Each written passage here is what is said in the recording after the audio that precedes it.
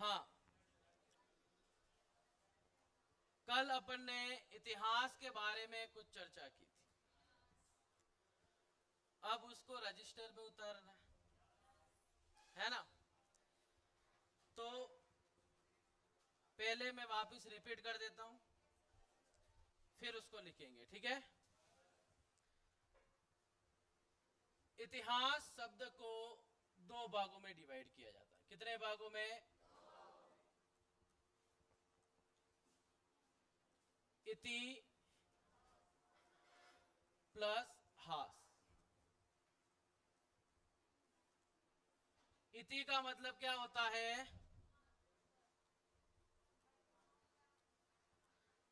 इति का मतलब होता है समाप्ति। क्या होता है? हास का मतलब क्या होता है? घटना। यानी कि वह घटना जो समाप्त हो चुकी है वो क्या कहलाती है? इतिहास कहलाती है। समझ में आ गई बात? इतिहास की परिभाषा मैंने आपको बहुत सारी बताई थी, ठीक है ना। प्राचीन घटनाओं को याद करना ही इतिहास कहलाता है।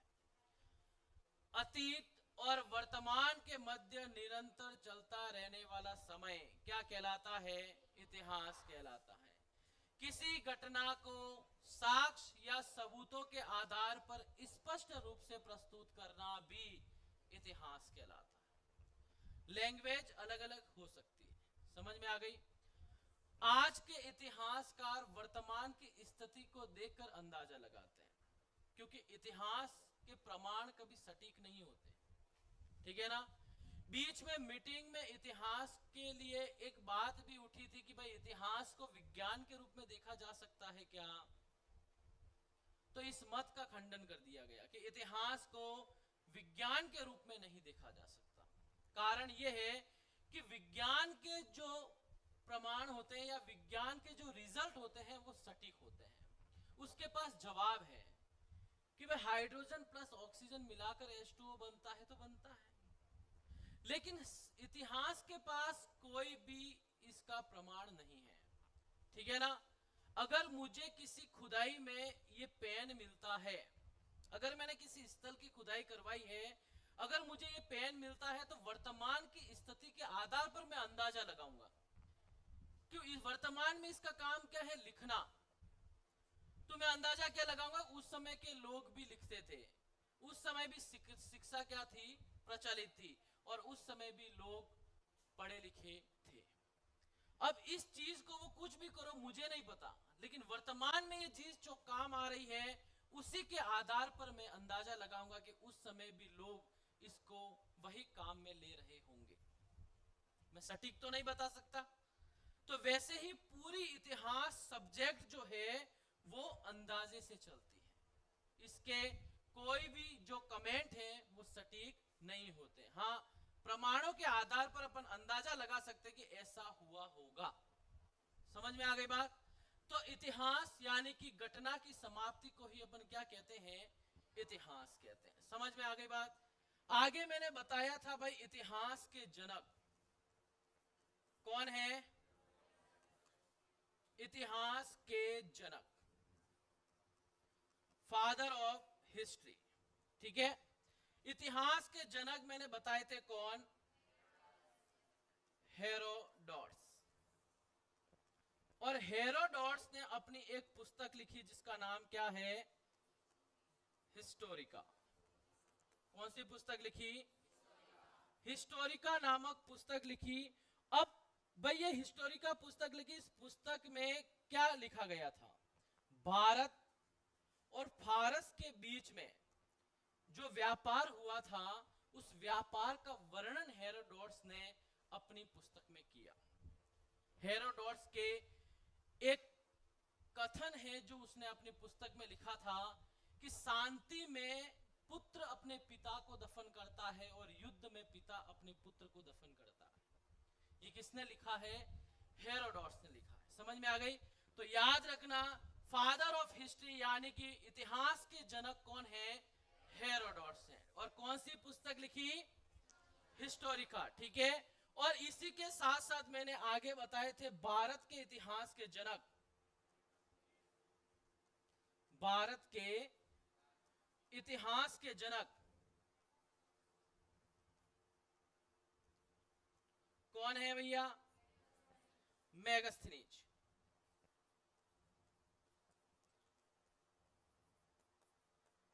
मेगास्थनीज ने कौन सी पुस्तक लिखी? इंडिका। इंडिका की पुस्तक मेगास्थनीज के द्वारा लिखी गई है। और इंडिका का अर्थ क्या होता है? मौर्य समाज का दर्पण। यह इंडिका का तात्पर्य है, मौर्य समाज का दर्पण। मेगास्थनीज किसके दरबार में भारत आया? चंद्रगुप्त मौर्य के दरबार में। किसके दरबार में?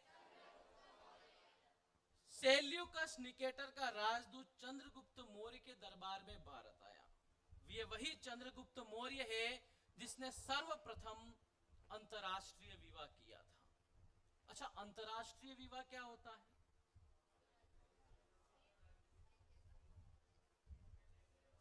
हस्बैंड या वाइफ में से कोई एक विदेशी हो, वो क्या कहलाता है? अंतरराष्ट्रीय विवाह। समझ में आ गई बात? तो चंद्रगुप्त मौर्य ने सेल्यूकस निकेटर की पुत्री हेलेना से विवाह किया था। किसने विवाह किया था? हेलेना से विवाह किया था। और राजस्थान में भी एक शासक ऐसे हैं जिन्होंने अंतरराष्ट्रीय विवाह किया था। मेवाड़ के शासक थे अलहट, ख्यातों में जिन्हें आलू रावल के नाम से जाना जाता है। किसके नाम से? तो उन्होंने भी अंतरराष्ट्रीय विवाह किया। समझ में आ गई बात? वो अपन आगे बात करेंगे।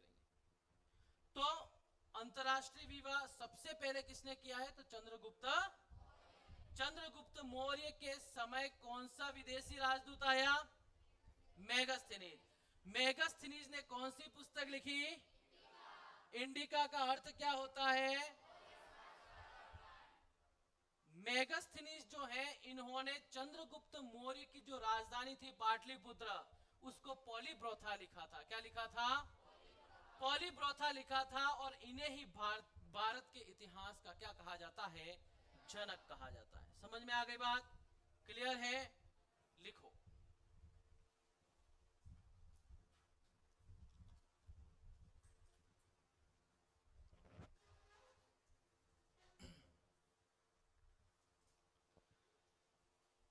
ये लिखो पहले, इतिहास को दो भागों में डिवाइड करो, समाप्ति और घटना, यहां तक लिख दो।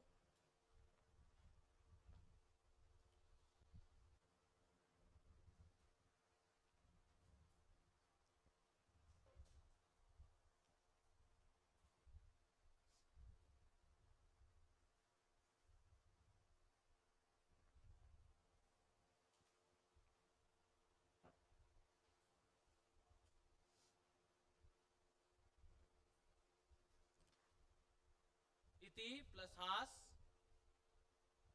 इति का मतलब होता है समाप्ति और हास का मतलब होता है घटना।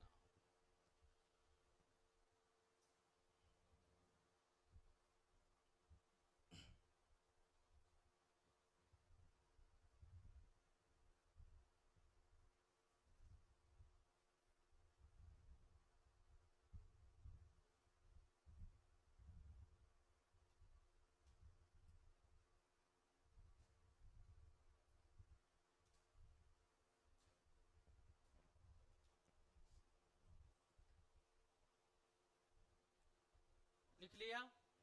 यहां तक लिख दिया ना? अब लिखो इतिहास के जनक।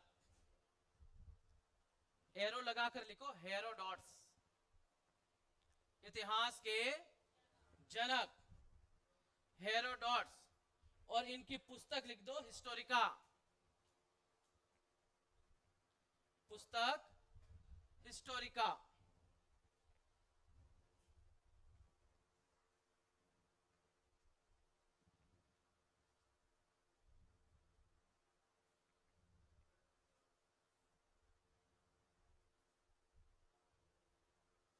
नेक्स्ट लिखो, भारत के इतिहास के जनक।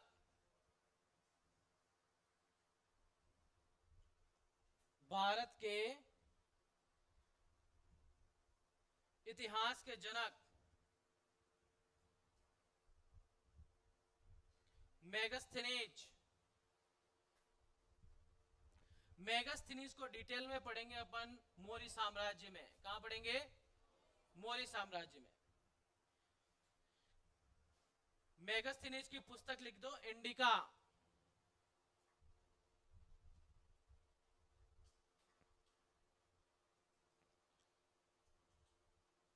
इंडिका। और इंडिका को कोष्टक में लिख दो मौर्य समाज का दर्पण। मौर्य समाज का दर्पण।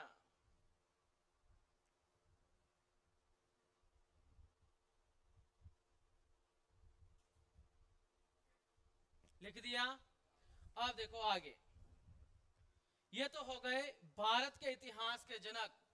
अब बात करते हैं अपन भारत में इतिहास के जनक।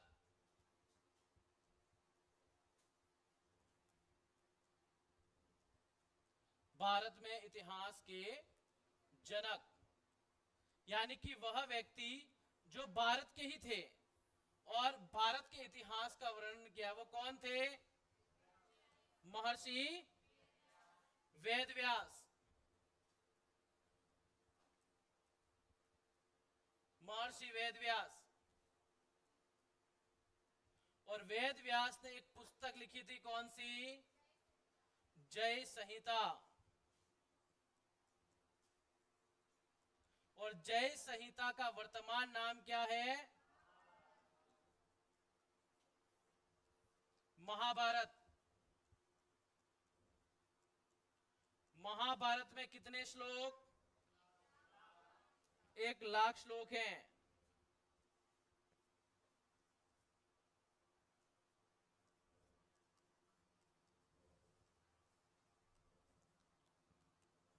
और 1,00,000 श्लोक होने के कारण ही महाभारत को और किस नाम से जाना जाता है? सत सहस्त्र संहिता। सत का मतलब होता है 100, सहस्त्र का मतलब होता है 1000, ठीक है ना? 1000 के 100 समूह 1,00,000। जिस संहिता में 1,00,000 श्लोक हैं वो क्या कहलाती है? सत सहस्त्र संहिता के नाम से जानी जाती है, ठीक है? महर्षि कृष्ण द्वैपायन वेद व्यास को वेदों का संकलन कर्ता कहा जाता है। क्या कहा जाता है? संकलन कर्ता, यानी कि वेदों को एकत्र करने वाले कौन थे? महर्षि कृष्ण द्वैपायन वेदव्यास। अब देखो, वेदों के रचयिता नहीं, अलग अलग ऋषि मुनियों के द्वारा वेद लिखे गए हैं, लेकिन उनको इकट्ठा करके वेदों का रूप दिया है, वो किसने दिया? वेदव्यास ने। इसलिए इनको वेदों का रचयिता नहीं, वेदों का क्या कहा जाता है? संकलन करता। समझ में आ गई? तो इतिहास के जनक हेरोडोटस, भारत के इतिहास के जनक हो गए मेगास्थनीज, और भारत में इतिहास के जनक कौन हो गए? महर्षि वेदव्यास। समझ में आ गई बात? अगर महाभारत का पुराना नाम पूछ लिया जाए तो क्या करोगे? जय संहिता। बाद में इनके इस जय संहिता में भरत वंशीय शासकों की कथा लिख दी गई। भाई कौरव और पांडव जो थे, है ना, भरत वंशीय शासकों की कथा लिखने के कारण इसका नाम पड़ा भारत। क्या पड़ा? भारत पड़ गया। और फिर जब 1,00,000 श्लोक पूरे हुए तो इसको कह दिया गया महाभारत। समझ में आ गई बात? तो महाभारत से ही फिर एक अलग से एक ग्रंथ बनाया जिसको कहते हैं अपन श्रीमद् भगवद गीता, ठीक है ना, जो भगवान श्री कृष्ण ने अर्जुन को समझाने के लिए कुरुक्षेत्र में कही थी, वो भगवद गीता थी। तो लिखो इसके बारे में। भारत में इतिहास के जनक महर्षि वेदव्यास, पुस्तक लिख दो उनकी जय संहिता।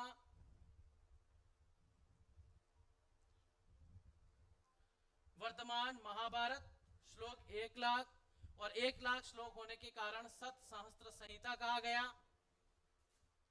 और इन्हें वेद व्यास को वेदों का संकलन करता कहते हैं।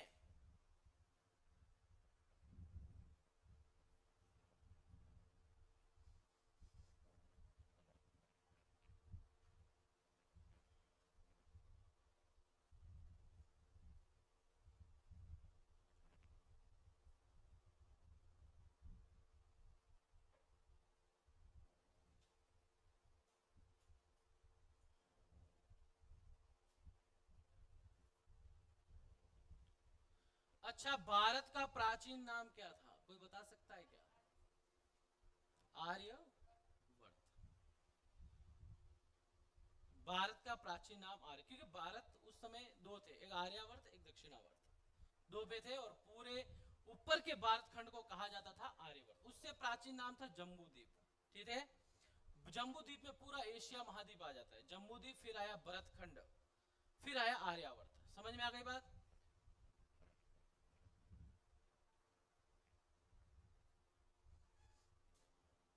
लिख लिया?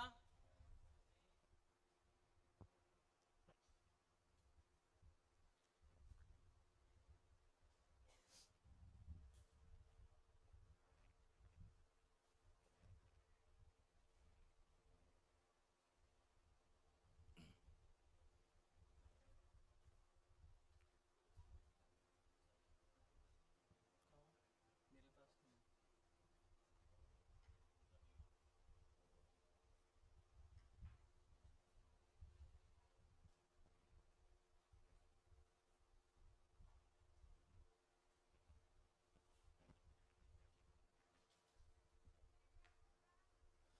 वेद व्यास का पूरा नाम है महर्षि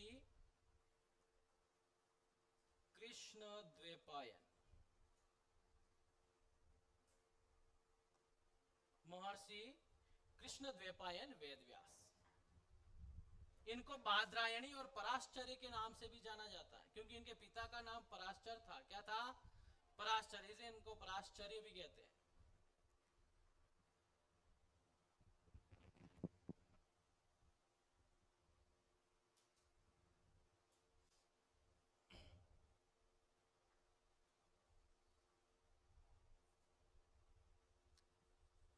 वेद कितने हैं भैया? चार। पहला वेद कौन सा? ऋग्वेद। दूसरा वेद कौन सा? यजुर्वेद। कौन सा वेद? तीसरा वेद कौन सा? और चौथा? अच्छा, कौन से वेद में किसका वर्णन मिलता है, कोई बता सकता है क्या? ऋग्वेद में किसका वर्णन? और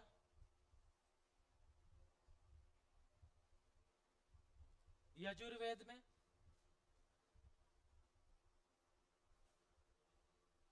देखो, ऋग्वेद में भगवान इसकी स्तुतियों का वर्णन भी मिलता है, ठीक है ना? इंद्र, वरुण, सोम, ये जितने भी देवता थे इनकी स्तुतियों का वर्णन, उसके साथ साथ राजनीतिक व्यवस्था का वर्णन और गायत्री मंत्र का उल्लेख भी ऋग्वेद में है। और यजुर्वेद, य का मतलब होता है यज्ञ। क्या होता है? य से यज्ञ, और यज्ञ के अनुष्ठानों का वर्णन कहाँ मिलता है? तो यजुर्वेद में। सामवेद की अगर मैं बात करूं तो स का मतलब होता है संगीत। क्या होता है? तो संगीत, सारे गामा पा, जो सात सुर हैं, वो किसकी देन है?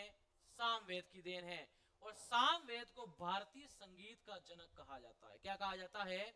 भारतीय संगीत कला का जनक कहा जाता है। और संगीत का उल्लेख कौन से वेद में है? तो सामवेद में। अथर्ववेद की अगर मैं बात करूं तो अ का मतलब होता है औषधि। आयुर्वेद, आयुर्वेद तंत्र मंत्र विद्या जादू टोना टोटका वगैरह जो भी है, उसका वर्णन किस में मिलता है? अथर्ववेद में मिलता है। समझ में आ गई बात?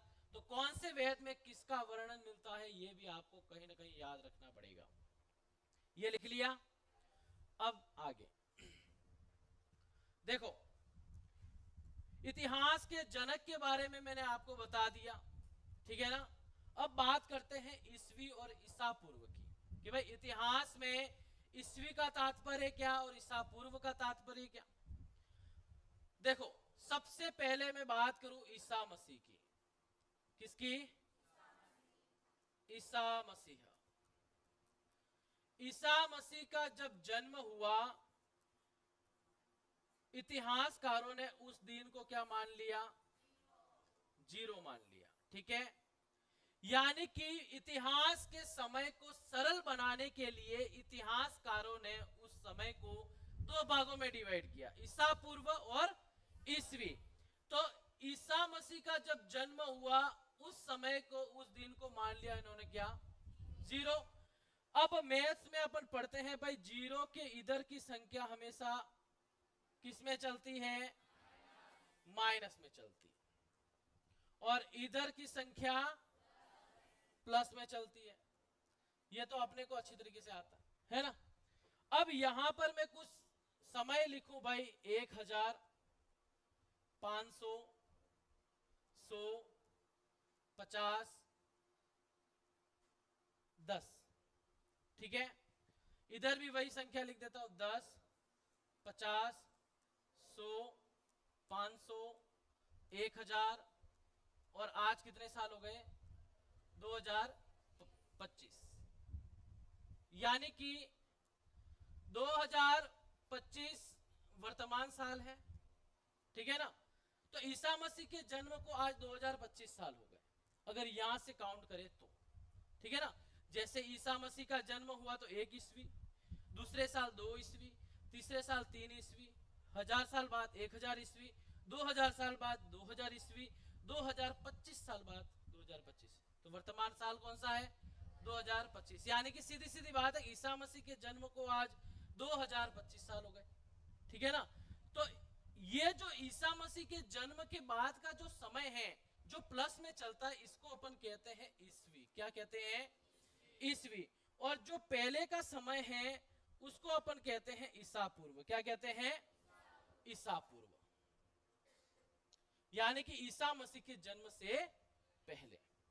ये सारी संख्या आपको माइनस में दिखेगी, है ना। हमेशा ये उल्टी चलती है कि भाई 1000 ईसा पूर्व से लेकर 800 ईसा पूर्व तक, 800 ईसा पूर्व से लेकर 600 ईसा पूर्व तक, 600 ईसा पूर्व से लेकर 200 ईसा पूर्व तक, 200 ईसा पूर्व से लेकर 10 ईसा पूर्व तक, 10 ईसा पूर्व से 1 ईसा पूर्व, और 1 ईसा पूर्व से फिर लग जाएगी 1 ईस्वी, फिर 2 ईस्वी, 10 ईस्वी, 100 ईस्वी, 500 ईस्वी, 2025 ईस्वी। समझ में आ गई बात। तो हमेशा, क्योंकि मौर्य साम्राज्य जो है उसका जो समय है वो आपको ईसा पूर्व में पढ़ना पड़ेगा। कहीं पर भी समय या सन अगर उल्टा दिख जाए तो कंफ्यूजन नहीं होना। अगर उल्टा दिख जाए तो सीधी सीधी बात है, ये ईसा मसीह के जन्म के पहले की बात कर रहा है, उतने साल पहले की बात है। समझ में आ गई बात। अब देखो यहां पर हुआ क्या, जब ईसा मसीह का जन्म हुआ उसके ठीक 57 साल पहले, कितने साल पहले, 57 ईसा पूर्व लिख सकता हूं यहां पे, ठीक है ना।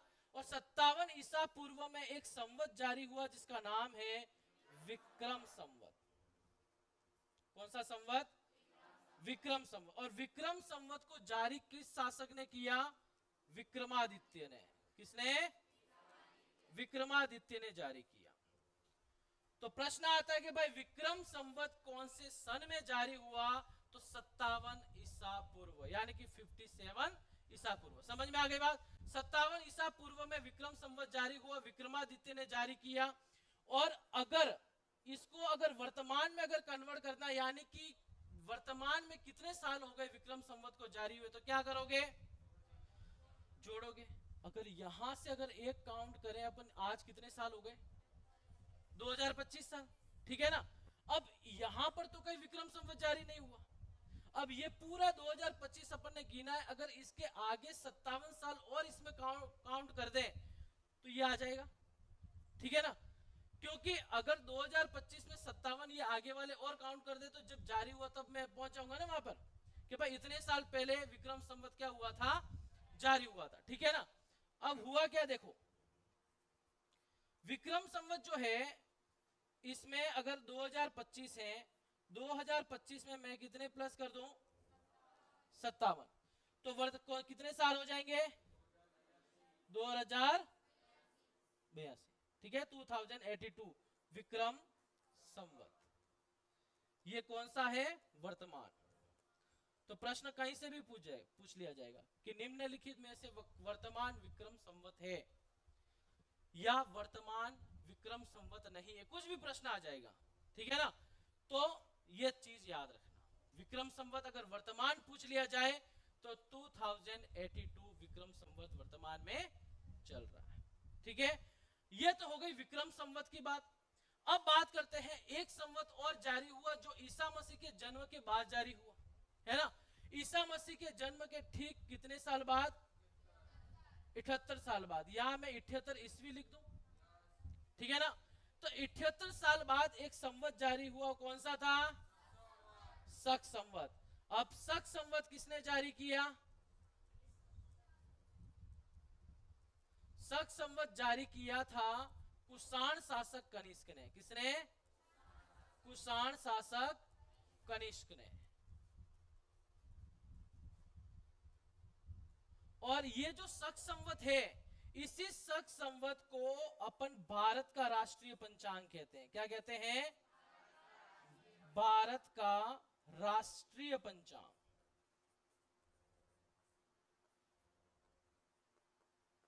ये प्रश्न भी आ चुका है कि भारत का राष्ट्रीय पंचांग है कौन सा संवत? शक संवत। किसने जारी किया?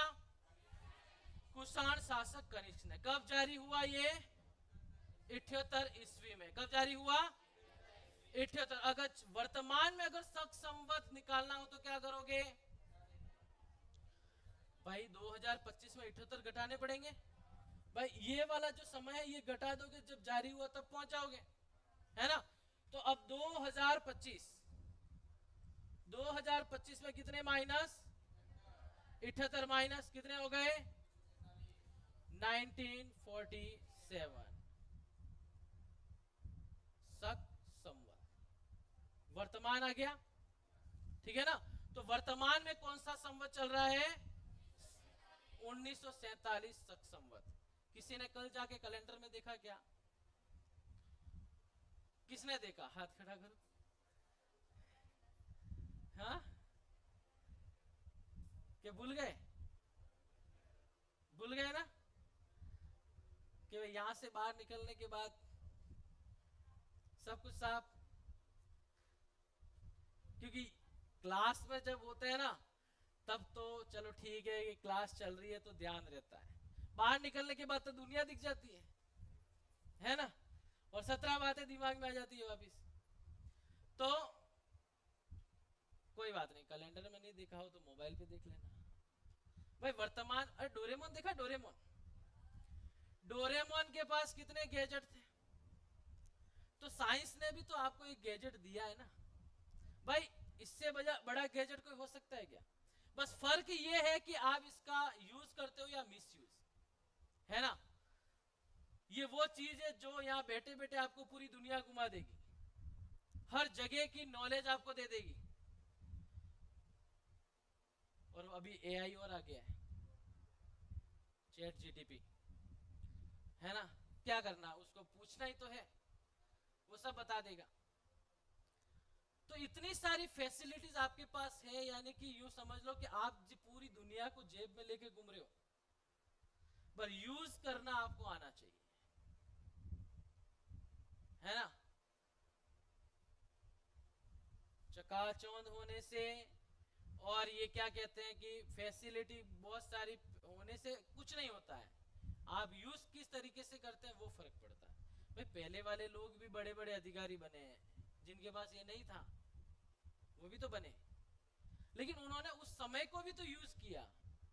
लेकिन आज आपके पास जो चीज है उसको यूज करो, उससे तो कहीं ज्यादा आसान चीज है। तो इसीलिए कहीं पर कोई चीज नहीं मिले तो गूगल जी महाराज हैं, और गूगल जी महाराज कभी कभार डोल जाते हैं, ना? क्योंकि गूगल जी महाराज के पास सब ज्ञान है लेकिन परिपूर्ण नहीं है, और परिपूर्ण को इंसान भी नहीं हो सकता। तो इसीलिए कोई चीज अगर मोबाइल पर नहीं मिले तो उसको आपको खोजना पड़ेगा। खोजने का मतलब यह है कि अलग अलग लोगों से पूछना पड़ेगा, या फिर बड़े बड़े जो वैज्ञानिक होते हैं, साइंटिस्ट होते हैं, इतिहासकार होते हैं, वो क्या करते हैं? गूगल के भरोसे थोड़ी रहते हैं।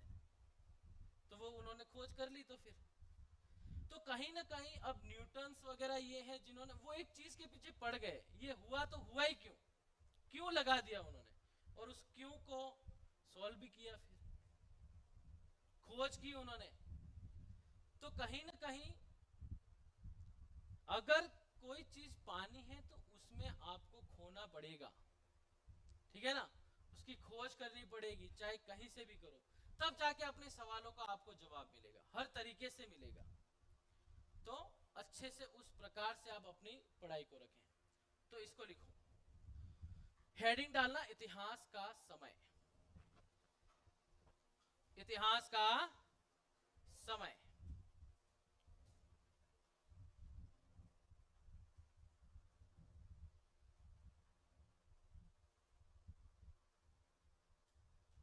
लिख लिया। अब ये बना दो, फिर आगे मैं नीचे सारणी में लिखवाऊंगा।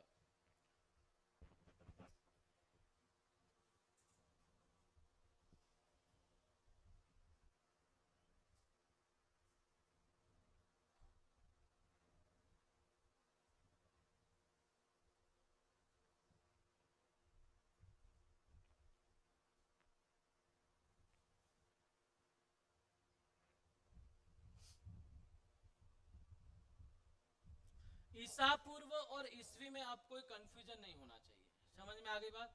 ईसा पूर्व का मतलब जन्म से पहले और जन्म के बाद। इंग्लिश में इनको एडी और बीसी कहते हैं। समझ में आ गई?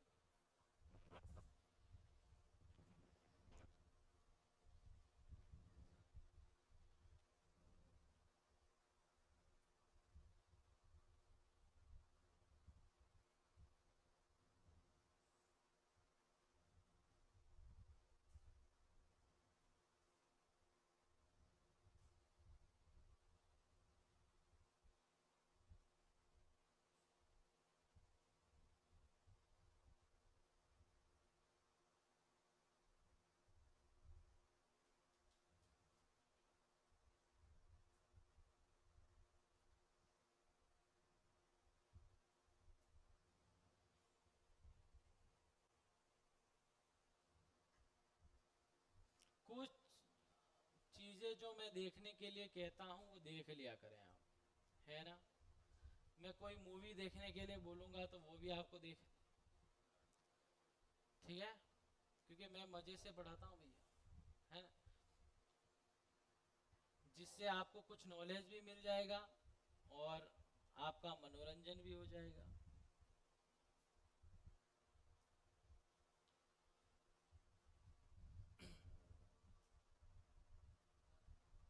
हाँ जी।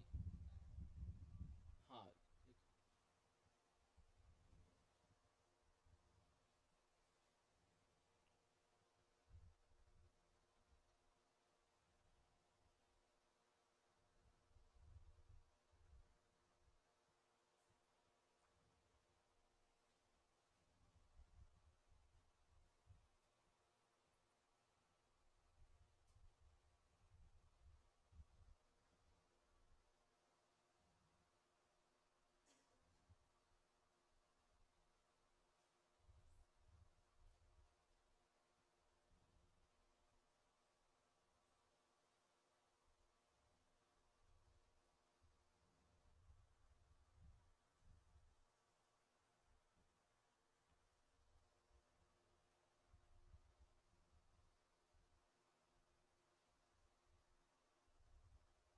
कुछ चीज समझ में नहीं आए तो पूछ लेना, ठीक है?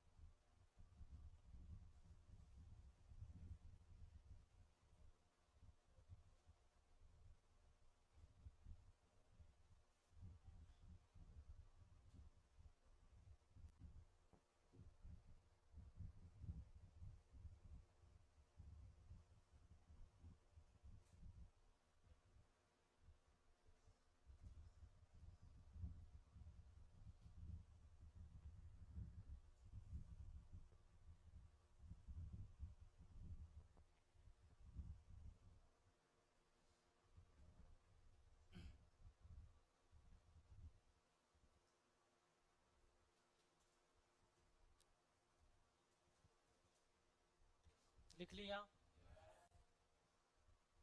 अब एक सारणी बनाओ, एक तरफ लिखो ईसा पूर्व और एक तरफ लिखो ईस्वी। ज्यादा बड़ी मत बनाना। जैसे जैसे एक बार इधर लिख दो ईसा पूर्व, इधर लिख दो ईस्वी, है ना? बीच में जैसे जैसे मैं पॉइंट लेता जाऊं वैसे वैसे इस लाइन को बढ़ाते जाना।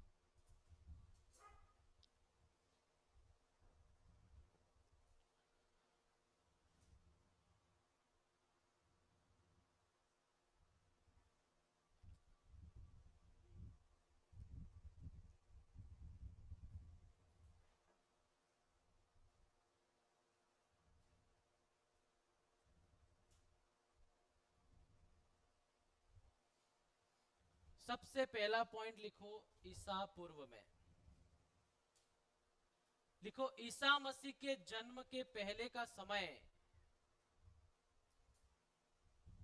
ईसा मसीह के जन्म के पहले का समय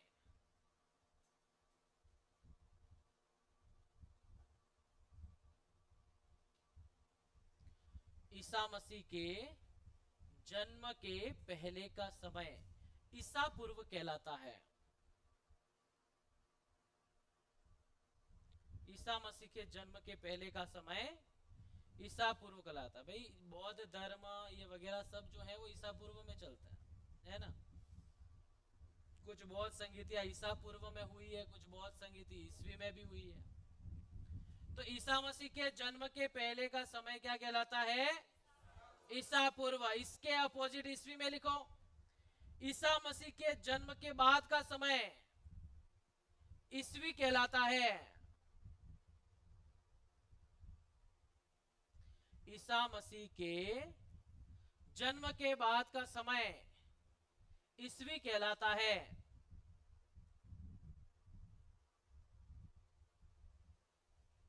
ईसा मसीह के जन्म के बाद का समय ईस्वी कहलाता है। पॉइंट नंबर दूसरा, वापिस ईसा पूर्व में लिखो।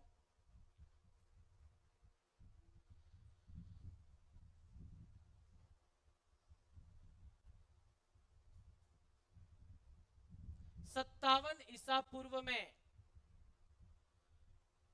विक्रम संवत जारी किया गया था। संवत का मतलब कैलेंडर होता है, ठीक है ना। और वर्तमान में जो इंग्लिश कैलेंडर चलता है वो ग्रिगोरियन कैलेंडर चलता है। कौन सा कैलेंडर? ग्रिगोरियन कैलेंडर चलता है। 57 ईसा 57 57 ईसा पूर्व में विक्रम संवत जारी किया गया था।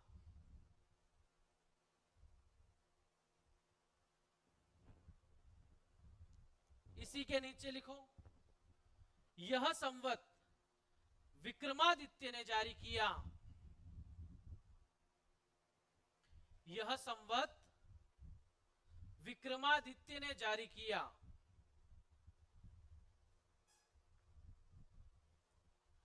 यह संवत विक्रमादित्य ने जारी किया। अब लिखो ईस्वी। 78 ईस्वी में शक संवत जारी किया गया था। 78 78 ईस्वी में शक संवत जारी किया गया था।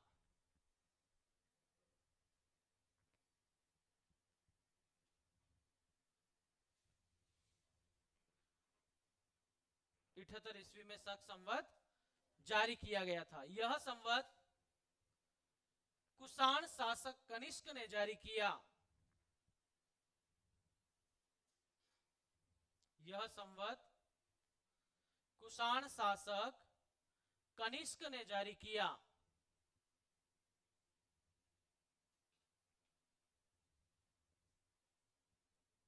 कुषाण शासक कनिष्क ने जारी किया। नोट लगाकर लिखो इसी में, नोट लगाकर लिखो शक संवत भारत का राष्ट्रीय पंचांग है। शक संवत भारत का राष्ट्रीय पंचांग है। आपकी वर्तमान जितनी भी सरकारी छुट्टियां वगैरह जो भी होती है ना, वो सारी इसी संवत के अनुसार तय होती है। आप देखना कोई भी जब नया सत्र स्टार्ट होता है शिक्षा विभाग का, तो छुट्टियों का कैलेंडर जारी होता है ना, तो वो इसी के अनुसार होता है। भारत का क्या है? राष्ट्रीय पंचांग। लिखो इसे राष्ट्रीय पंचांग का दर्जा 1957 में दिया गया था। इसे राष्ट्रीय पंचांग का दर्जा 1957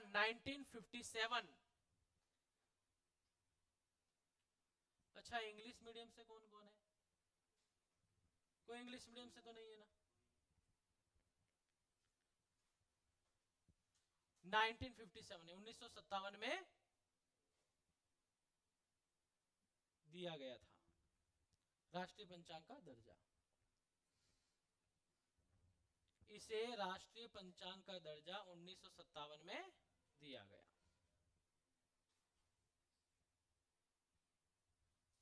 ठीक है। अच्छा, अब मेरे को कोई भी ईस्वी सन में लिख दूं, उसको विक्रम संवत में कन्वर्ट कर दोगे क्या? ये कोई भी विक्रम संवत दूं, उसको ईस्वी सन में कन्वर्ट कर दोगे क्या? चलो ठीक है। 1597, 1644, 1857, ये विक्रम संवत में कन्वर्ट करो।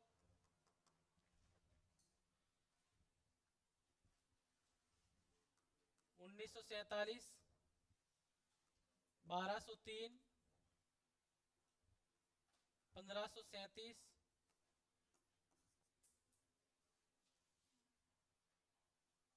1459, इसको शक संवत में कन्वर्ट करो।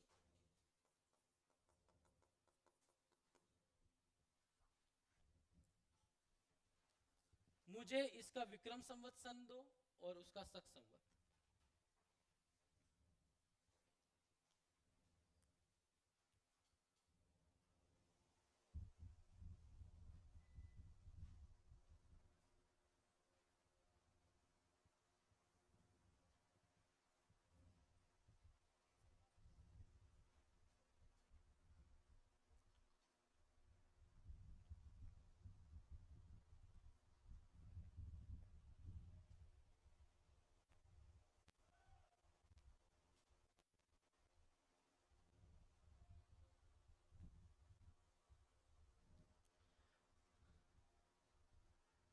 किस किस को नहीं आता है बेझिझक हाथ खड़ा कर देना। जो कल आए हैं उनको मेरे को नहीं लगता आया होगा, मतलब जो आज आए हैं, जो कल नहीं आए थे। कौन कौन थे वो? हाँ, आ जाएगा, आ जाएगा।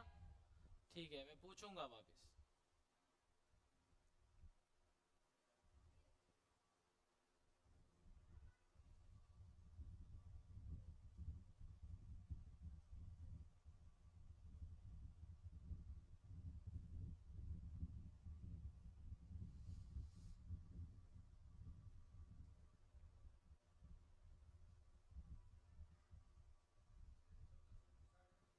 हाँ, 1459।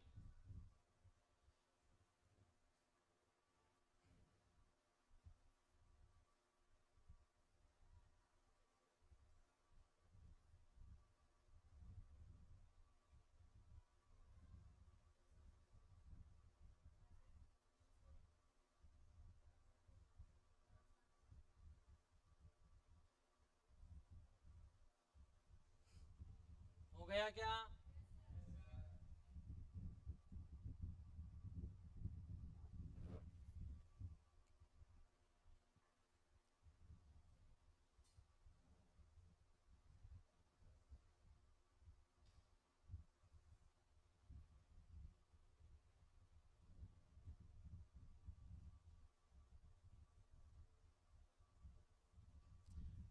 ये सारी चीजें इसलिए मैं बताता हूँ, कभी कभार विक्रम संवत पूछ लिया जाता है, और कभी कभार कोई आप बुक्स पढ़ते हो उसमें विक्रम संवत देता है, ठीक है ना, उसको ईस्वी में कन्वर्ट किया जा सकता है। किसी भी शिलालेख में अगर कहीं पर घूमने जाओ तो उस शिलालेख में विक्रम संवत लिखा हुआ होगा, तो उसको ईस्वी में आप कन्वर्ट कर सकते हो, इतने साल पहले। ठीक है ना?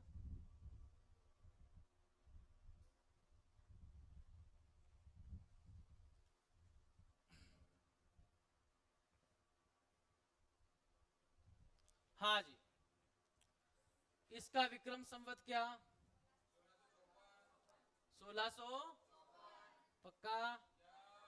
इसका 1700, इसका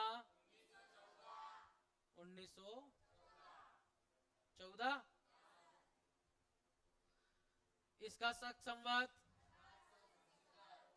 1869, 1203 का 1125, 1459 और 1381। सबके यही है, करेक्ट। देखो, अगर शक संवत दे रखा है और इसको अगर विक्रम संवत में कन्वर्ट करना है तो आपको 57 प्लस करने पड़ेंगे। क्या करने पड़ेंगे? 57 साल क्या कर दो उसमें प्लस कर दो तो आपका विक्रम संवत का सन आ जाएगा। समझ में आ गई बात?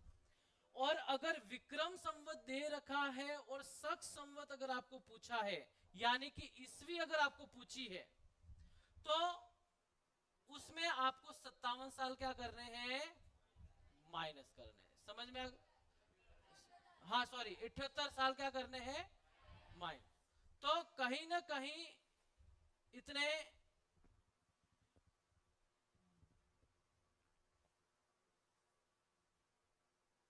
गलत कर दिया ना? हाँ सही है, 78 माइनस करने तो आपका क्या आ जाएगा? शक संवत। समझ में आ गई बात? तो कहीं ना कहीं ये चीजें आप अच्छी तरीके से ध्यान रखें, ठीक है? ईस्वी और ईसा पूर्व, ईसा पूर्व का मतलब ईसा मसीह के जन्म से पहले, और ईस्वी का मतलब ईसा मसीह के जन्म के बाद। समझ में आ गई बात? क्लियर है? कोई दिक्कत नहीं। अब लिखो आगे, अब लिखो C14 विधि।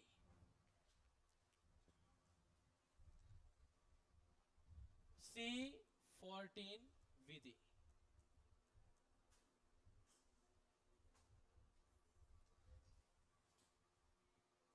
ये क्या है? कोई बता सकता है क्या? हाँ जी बोलो।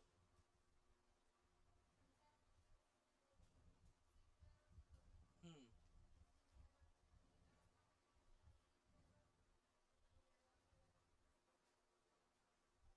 हम्म। और कोई?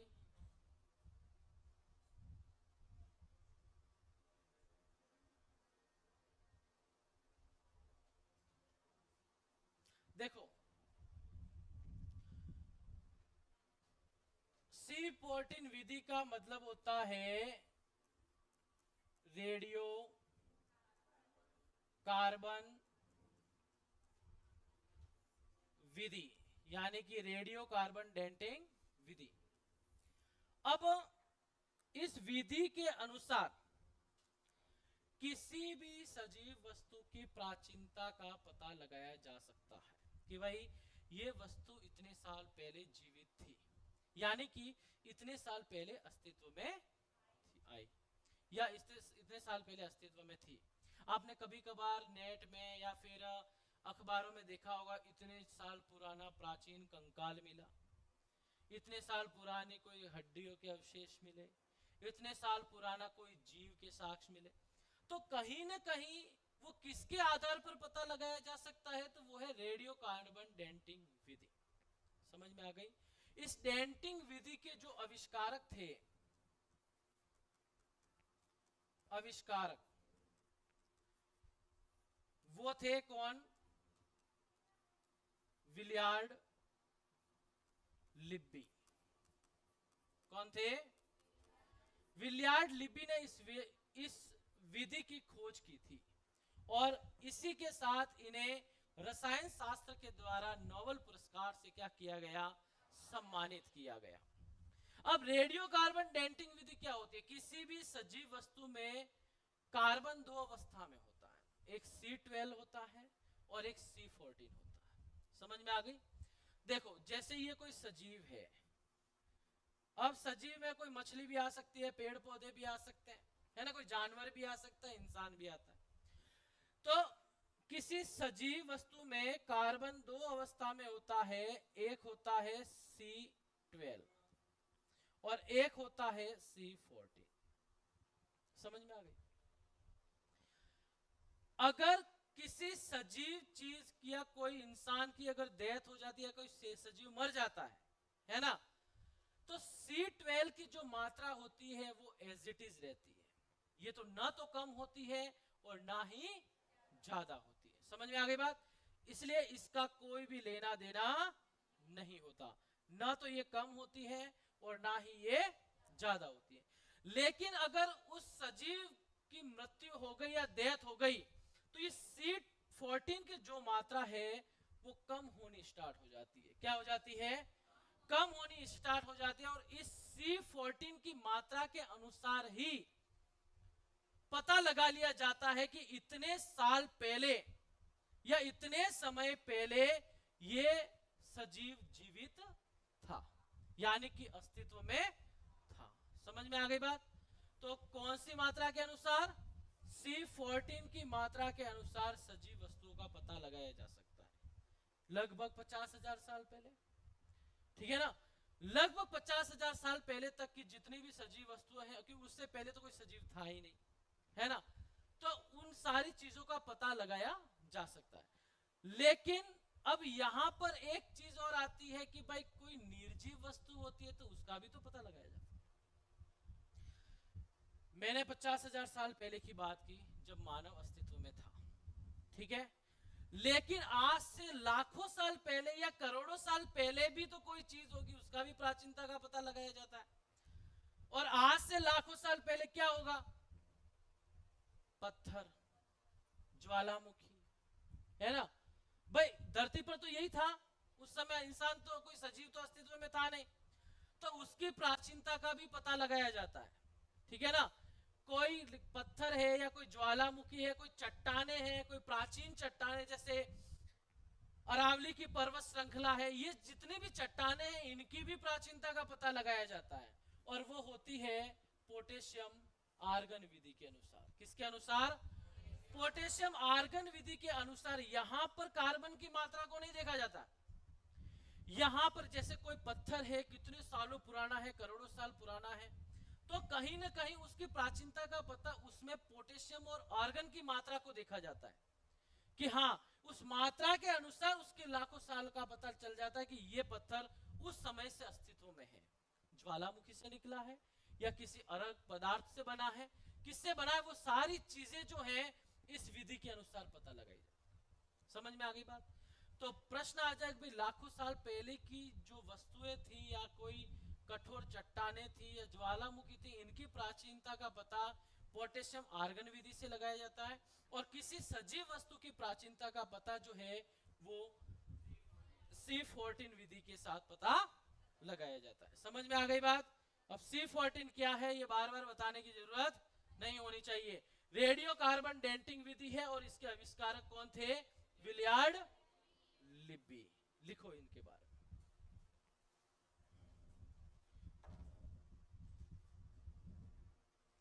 लिखो C14 रेडियो कार्बन विधि, रेडियो कार्बन विधि, आविष्कारक लिखो विलियर्ड लिब्बी।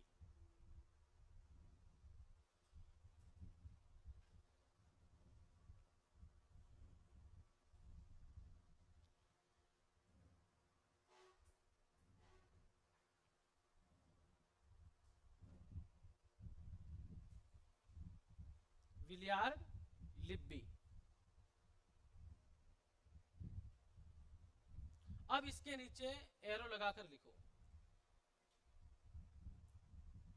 किसी भी सजीव में कार्बन दो अवस्था में रहता है। विलियर्ड लिब्बी के नीचे लिखो, किसी भी सजीव में कार्बन दो अवस्था में रहता है, C12 और C14। किसी भी सजीव में कार्बन दो अवस्था में रहता है, C12 और C14।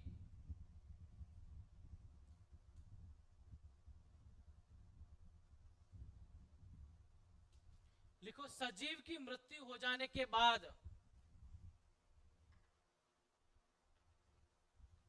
सजीव की मृत्यु हो जाने के बाद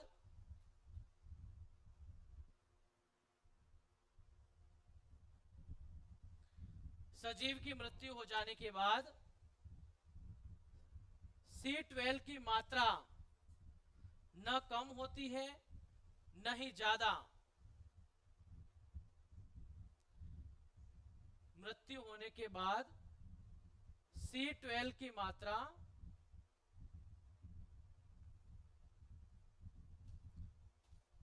न कम होती है न ज्यादा,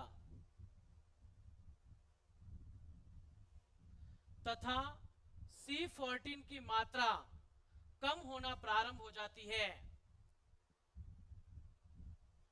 तथा C14 की मात्रा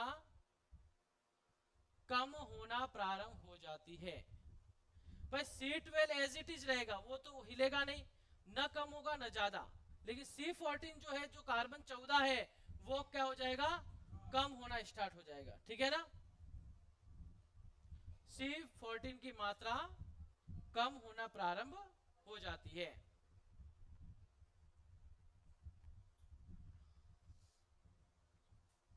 लिख लिया।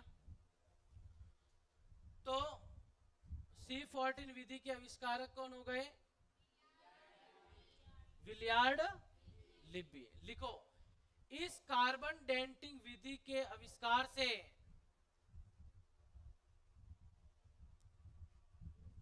इस कार्बन डेंटिंग विधि के आविष्कार से डेंटिंग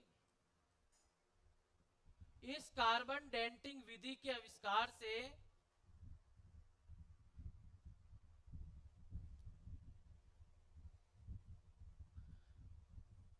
विलियर्ड लिब्बी को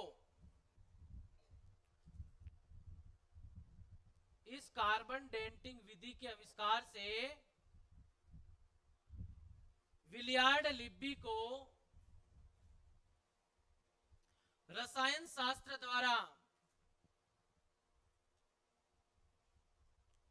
विलियर्ड लिब्बी को रसायन शास्त्र द्वारा नोबेल पुरस्कार से सम्मानित किया गया। रसायन शास्त्र द्वारा नोबेल पुरस्कार से सम्मानित किया गया।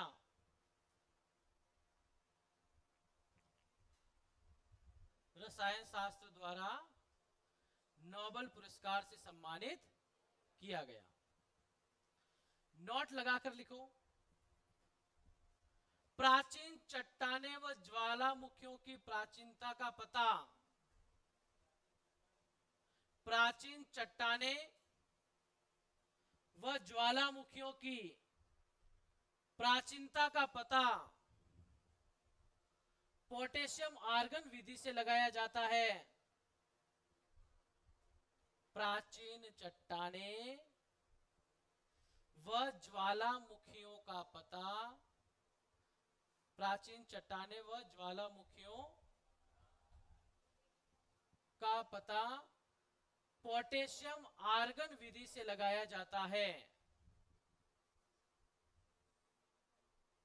पोटेशियम आर्गन विधि से लगाया जाता है। अब यहां पर कार्बन की मात्रा नहीं देखी जाती है, आर्गन की और पोटेशियम की मात्रा देखी जाती है।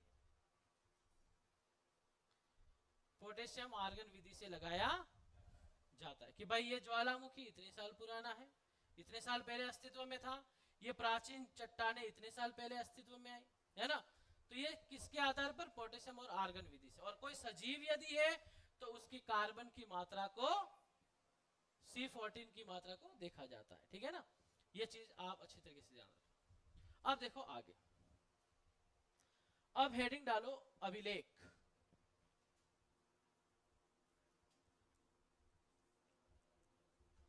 अभिलेख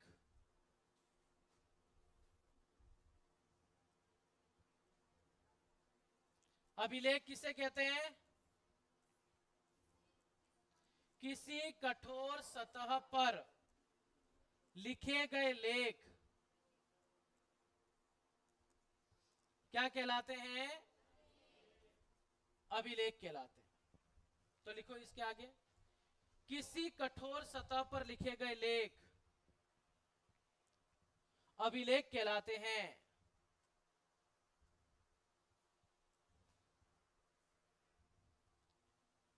अब कठोर सतह तो कोई भी हो सकती है ना, कोई पत्थर की शिला हो गई, कोई तांबा हो गया, है ना, कहीं स्तंभ पर लिख लिया जाता है, कहीं गुफा में लिख लिया जाता है, तो वो सारे अभिलेख ही होते हैं।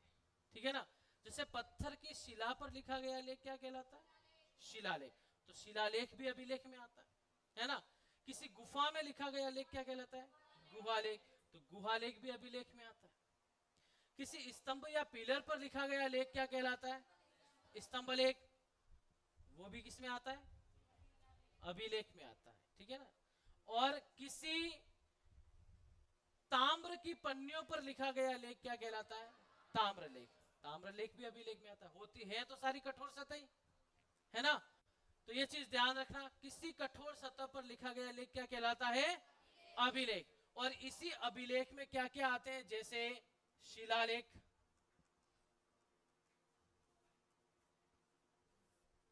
ताम्रलेख,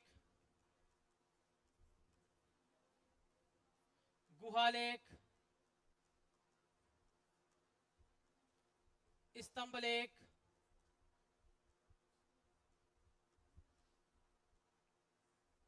और प्रशस्ति। भाई प्रशस्ति तो भी तो होती है भाई। किसी राजा की या किसी व्यक्ति की प्रशंसा में लिखा गया लेख क्या कहलाता है? प्रशस्ति कहलाता है। तो प्रशस्ति को शिलालेख कह सकते हैं क्या? नहीं कह सकते। प्रशस्ति को शिलालेख कह सकते हैं या नहीं कह सकते? भाई राज प्रशस्ति कहां पर लिखी गई है? राजसमंद झील की पाल पर। कितनी शिलाओं में? तो कौन से बाटों पर भी तो लिखी गई है भाई, पत्थरों पर ही लिखी गई है। तो मैंने क्या कहा? पत्थर की शिला पर लिखे गए लेख क्या कहलाते हैं? तो जो राज प्रशस्ति है वो मेवाड़ के राजाओं की वंशावली है। अब महाराणा राज सिंह की जो प्रशंसा है वो उसमें लिखी गई है, तो कहीं ना कहीं वो प्रशस्ति तो हुई, लेकिन एक तरफ से वो शिलालेख भी तो है, क्योंकि पत्थर की शिला पर लिखा गया है। तो प्रशस्ति को शिलालेख कहा जा सकता है। समझ में आ गई बात? तो ध्यान रखना। तो इनके आगे एरो लगाकर लिखो, पत्थर की शिला पर लिखे गए लेख। शिलालेख के आगे एरो लगाकर लिखो, पत्थर की शिला पर लिखे गए लेख।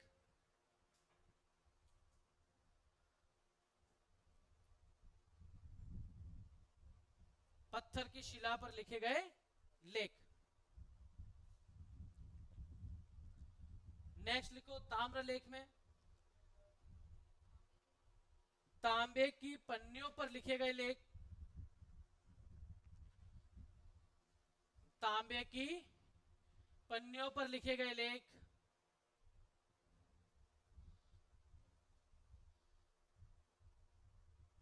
तांबे की पन्नियों पर लिखे गए लेख।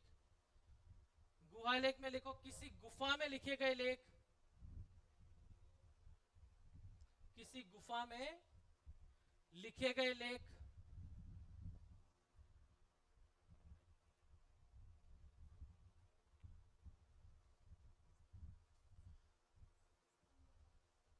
स्तंभ लेख में लिखो किसी स्तंभ पर लिखे गए लेख।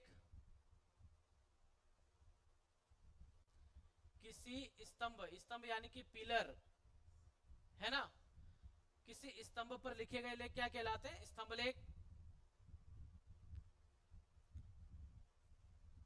और प्रशस्ति के आगे लिखो किसी राजा या व्यक्ति की प्रशंसा में लिखा गया लेख। किसी राजा या व्यक्ति की प्रशंसा में लिखा गया लेख क्या कहलाता है? प्रशस्ति कहलाती है। किसी राजा या व्यक्ति की प्रशंसा में लिखा गया लेख।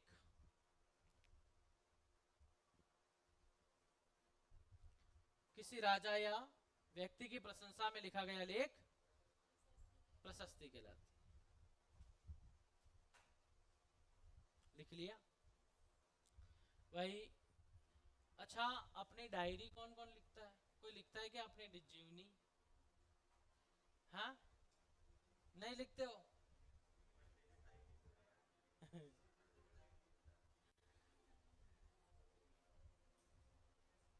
ये भाई पहले राजा महाराजा जो है ना, अपनी डायरी लिखवाने के बहुत ज्यादा शौकीन थे, लेकिन उनको आता था जोर। क्या आता था? तो इसलिए वो पर्सनली अपने दरबार में लेखक रखते थे। क्या रखते थे? और वो लेखक बैठा बैठा बातों को मिक्स मसाला और मिला के लिख देता। क्योंकि उसको भी तो लालच होता ना कि राजा का जितना अच्छा लिखेंगे वो उतना ज्यादा अपने से खुश रहेगा और उतना ज्यादा अपने को क्या देगा, धन देगा। कि उल्टा सीधा लिख दिया तो न कर के न गांठ के, वो वाला सिस्टम, और उल्टा गर्दन उड़वा देगा जो अलग। तो इसीलिए राजाओं की क्या लिखी गई, प्रशस्तियां लिखी गई। लेकिन कुछ राजा ऐसे थे जिन्होंने अलग अलग अपने अपने ग्रंथ भी लिखे हैं, है ना। और महाराणा कुंभा जैसे विद्वान का क्या कहना, भाई इतने विद्वान थे जिन्होंने बहुत सारे ग्रंथ लिखे। और देखो किसी भी राजा की विद्वानता कब सिद्ध होती है, ये डिपेंड करता है उनके दरबारियों पर। समझ में आ गई बात। अकबर अनपढ़ था कि नहीं था, था ना, आता जाता कुछ नहीं, फिर भी अच्छा थोड़ा बहुत, पूरा तो नहीं कह सकता लेकिन थोड़ा बहुत अच्छा शासन कर गया। क्यों? क्योंकि उनके दरबारी अच्छे थे। महाराणा कुंभा के दरबार में दरबारी बहुत ज्यादा अच्छे थे। मंडन जैसा शिल्पी कभी हो सकता है क्या? शिल्प शास्त्र के ज्ञाता राजवल्लभ मंडन, सुकून मंडन, प्रासाद मंडन, कोदड़ मंडन, अलग अलग प्रकार के मंडन ने भी ग्रंथ लिखे कि भाई धनुष के आकृति का महल कैसे खड़ा किया जा सके। अब मंडन इतना प्रसिद्ध शिल्पी था, उनके कलाकृतियों को जाकर आप कभी निहार के देख लेना। आज के बड़े बड़े इंजीनियर, बड़े बड़े आर्किटेक्ट फेल हो जाते हैं उनके सामने, होते हैं कि नहीं भाई। इतनी बारीक कलाकृति बिना किसी टेक्नोलॉजी के उस समय देना कोई आसान काम नहीं था। अरे विजय स्तंभ भी देख लो, देखा है विजय स्तंभ? किस किसने देखा है? चलो छोड़ो, किस किसने नहीं देखा है? फोटो में तो देखा है, तो कभी कभार सही जाके भी देख लिया करो। विजय स्तंभ कलाकृति का वो नमूना है जो मतलब ऐसे स्ट्रक्चर जिसको आप देखते ही रह जाओगे। इतनी बारीक कलाकृतियां और एक पत्थरों पर उखेरी गई, उसकी हर एक दीवार की हर जगह मूर्ति बनी हुई है, और उस मूर्ति के नीचे उस शिल्पकार के नाम भी लिखे हुए हैं जिसने वो मूर्ति बनाई है। कितने मंजिला है विजय स्तंभ? 9 मंजिला। 7 मंजिला तो वो दूसरा है, कीर्ति स्तंभ है ना, जैन कीर्ति स्तंभ। 9 मंजिला विजय स्तंभ। सीढ़ियां कितनी?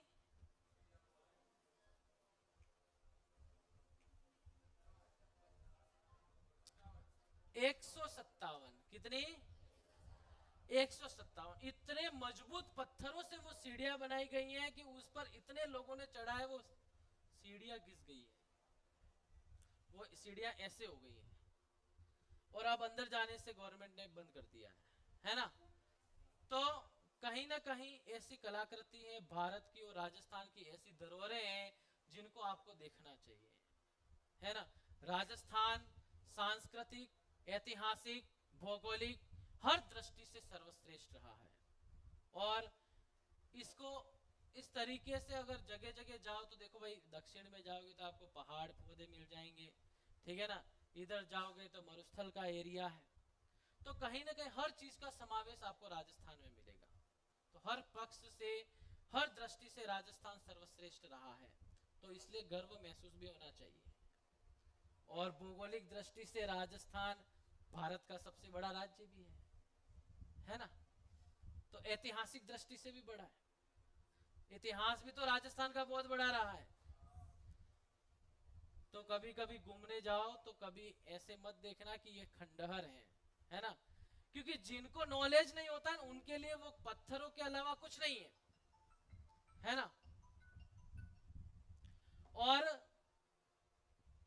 जिनको नॉलेज होता है तो उस इमारत की एक एक ईंट की जानकारी जिसको होती है ना, वो जानता है कि ये वो चीजें हैं, ये वो ऐतिहासिक धरोहर है, और इस जगह को बचाने के लिए अपने पूर्वजों ने कितने बलिदान दिए।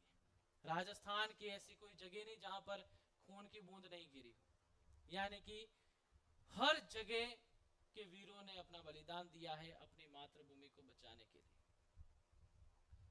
चाहे मारवाड़ हो जाओ, मेवाड़ हो जाओ, शेखावाटी हो जाओ या हाड़ौती हो जाओ, है ना। और मेवाड़ वीरता का प्रतीक माना जाता है, मेवाड़ का इतिहास भी बड़ा है। मेवाड़ में तो राजा ही वीर नहीं रहे, राजाओं ने भी अपना बलिदान दिया है, तो रानियों ने भी अपना बलिदान दिया।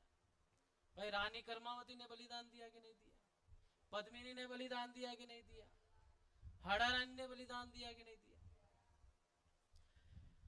यहाँ के सेनापतियों ने भी भाई बलिदान दिया, गोरा बालदल ने बलिदान दिया कि नहीं दिया, बाघ सिंह ने बलिदान दिया कि नहीं दिया। ये सब ठीक है, दासियों ने भी बलिदान दिया, भाई पन्ना दाई ने बलिदान दिया कि नहीं दिया। तो दासी हो गई, सेनापति हो गए, राजा हो गया, रानी हो गई, सबने बलिदान दिया, है ना। तो इसलिए राजस्थान को वीरों की भूमि कहा जाता है। इस ऐतिहासिक पक्ष को और इस ऐतिहासिक संस्कृति को संजोए रखना आज की पीढ़ी का सबसे बड़ा कर्तव्य है। इसलिए लोग कहते हैं ना, बहुत सारे लोग ऐसे कहते हैं कि सर हमको इतिहास क्यों पढ़ाया जाता है, इतिहास में है क्या।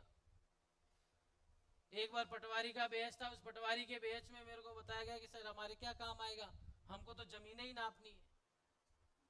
भाई यही तो होता है भाई पटवारी में। लेकिन एक चीज ध्यान रखना, ये जो राजस्व व्यवस्था है ना, ये प्राचीन काल से चलती हुई आ रही है। हर क्षेत्र में, हर जगह इतिहास को लेकर चलना पड़ेगा। शेरशाह सूरी की राजस्व व्यवस्था कम थी क्या? मौर्य साम्राज्य की राजस्व व्यवस्था कभी पड़ी? नहीं पड़ी। इंजीनियर, बड़े बड़े इंजीनियर बनते हैं, आज तक सिंधु घाटी सभ्यता का आर्किटेक्चर देखा कभी? कैसे बनाया गया होगा? आज के इंजीनियर फेल हो जाते हैं। बड़े बड़े आर्किटेक्ट हैं, इन बड़े बड़े किलों मंदिरों को देखो कैसे बनाए गए होंगे उस समय। शिक्षा विभाग की बात करें तो उस समय के ग्रंथ, उस समय की जो भाषाएं थी वो भी तो प्रचलित थी। राजस्थानी भाषा में डिंगल और पिंगल दोनों चलती हैं, चलती है कि नहीं चलती? तो वो पहले लिखे हुए हैं ना। तो पहले जितने राजा महाराजा थे, जितने भी कवि थे, लेखक थे, उनको नॉलेज था, तभी तो उन्होंने लिखा है। तो शिक्षा के विभाग में भी बहुत अच्छा योगदान रहा है इतिहास का। पुलिस विभाग की बात करें तो प्राचीन काल में राजा महाराजाओं की सैन्य प्रशासन देख लेना, सैनिक व्यवस्था, सिपाहियों की व्यवस्था, सेनापतियों की व्यवस्था, ये फौजदारी तो थी। तो कहीं ना कहीं अपन प्राचीन काल से ही आज तक उस चीज को लेकर चल रहे हैं, बस थोड़ा पैटर्न चेंज हो गया है।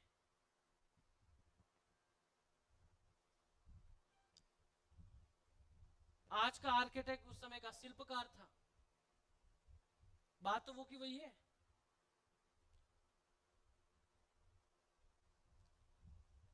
आज के सर थे, उस समय गुरुजी थे, गुरुदेव थे।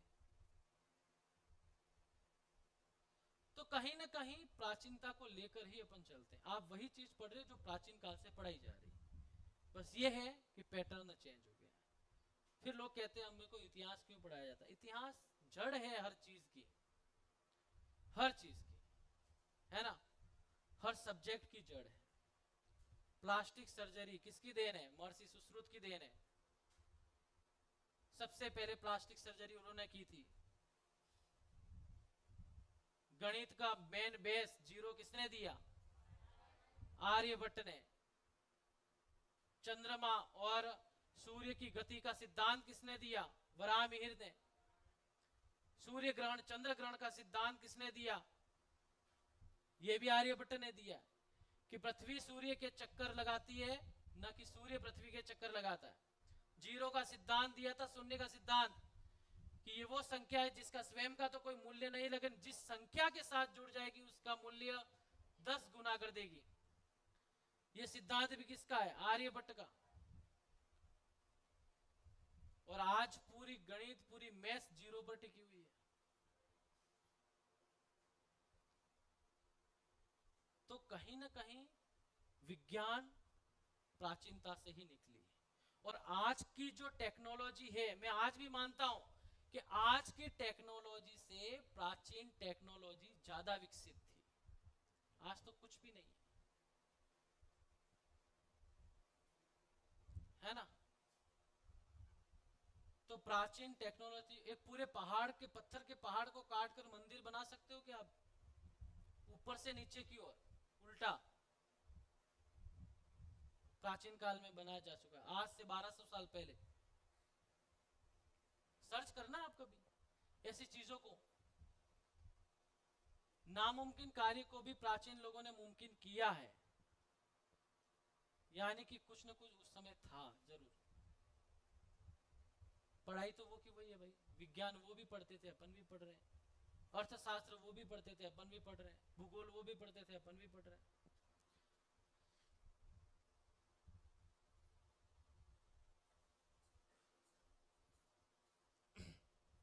बस ये है कि वो तल्लीनता से पढ़ते थे, अपन तल्लीनता से नहीं पढ़ते।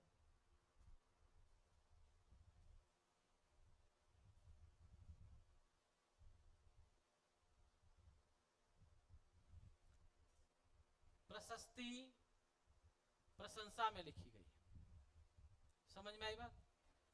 और केवल राजाओं की प्रशंसा ही नहीं, बल्कि किसी भी व्यक्ति की प्रशंसा में लिखा गया लेख क्या कहलाता है, प्रशस्ति कहलाता है। ठीक है, इसी के आगे नोट लगाकर लिखो, अभिलेखों का अध्ययन एपिग्राफी कहलाता है। अभिलेखों का अध्ययन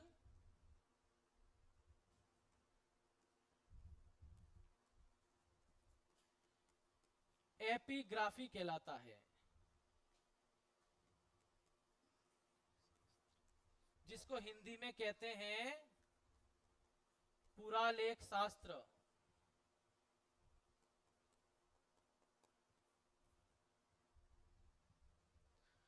अभिलेखों का अध्ययन एपिग्राफी कहलाता है, हिंदी में लिख देना पुरालेख शास्त्र। नेक्स्ट लिखो, अभिलेखों में स्थित तिथियों का अध्ययन, तारीख, जो सन डेट वगैरह लिखी होती है ना भाई, अभिलेखों में भी तो लिखी होगी फलाना राजा ने फलाना किया, और कब किया, तो ये अब किया। तो वो चीजें हैं कि अभिलेखों में स्थित तिथियों का अध्ययन पोलियोग्राफी कहलाता है।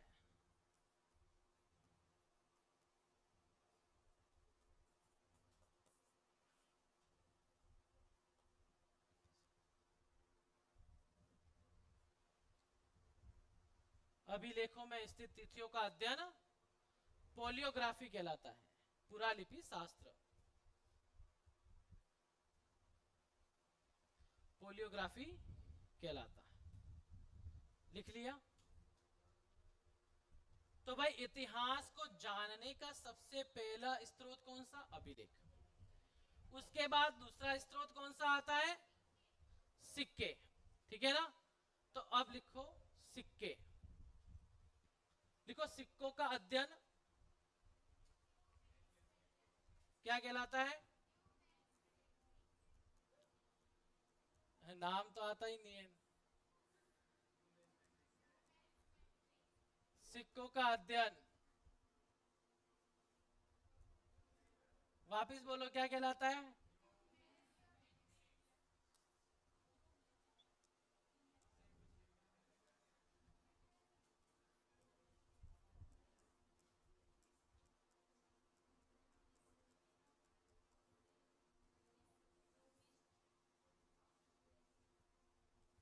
न्यूमिस्मेट्रिक्स कहलाता है।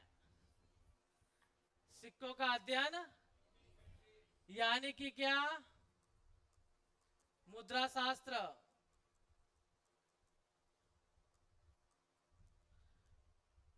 सिक्कों का अध्ययन न्यूमिस्मेट्रिक्स कहलाता है, मुद्रा शास्त्र।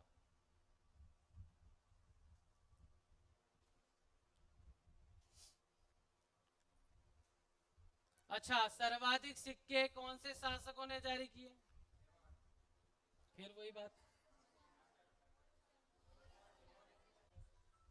मौर्य शासकों ने जारी किए। और सर्वाधिक सोने के सिक्के,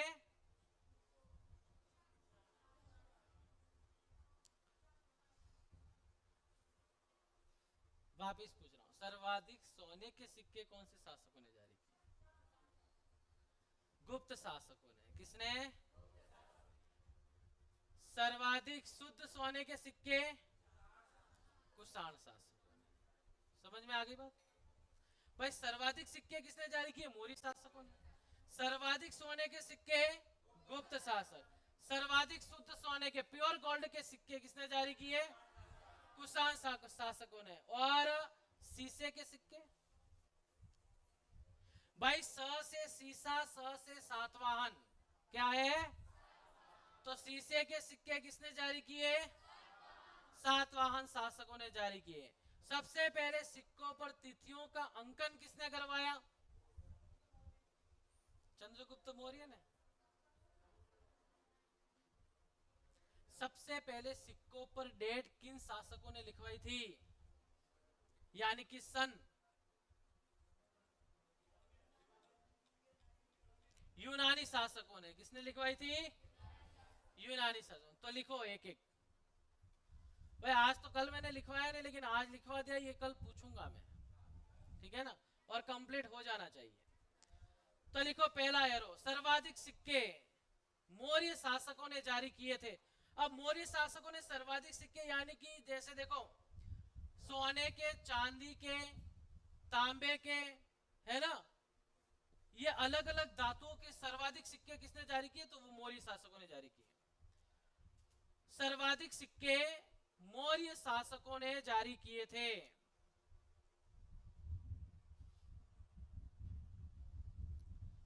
सर्वाधिक सिक्के मौर्य शासकों ने जारी किए थे। दूसरा, सर्वाधिक सोने के सिक्के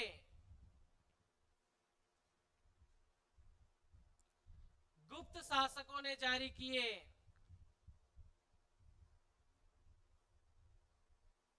सर्वाधिक सोने के सिक्के गुप्त शासकों ने जारी किए। भाई चंद्रगुप्त मौर्य अलग है, चंद्रगुप्त अलग है ना? मौर्य तो मौर्य साम्राज्य में हो गया, और चंद्रगुप्त गुप्त शासक अलग होंगे, ठीक है? तो सर्वाधिक सोने के सिक्के गुप्त शासकों ने जारी किए। नेक्स्ट लिखो, सर्वाधिक शुद्ध सोने के सिक्के, सर्वाधिक शुद्ध प्योर गोल्ड, शुद्ध सोने के सिक्के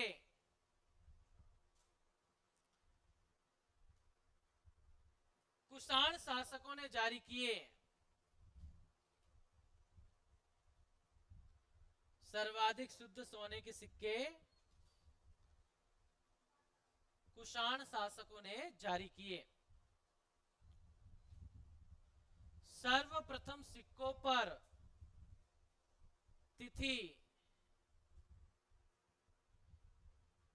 सर्वप्रथम सिक्कों पर तिथि यूनानी शासकों ने अंकित करवाई थी। सर्वप्रथम सिक्कों पर तिथि यूनानी शासकों ने अंकित करवाई थी। किसने अंकित करवाई भाई? यूनानी शासकों ने अंकित करवाई थी।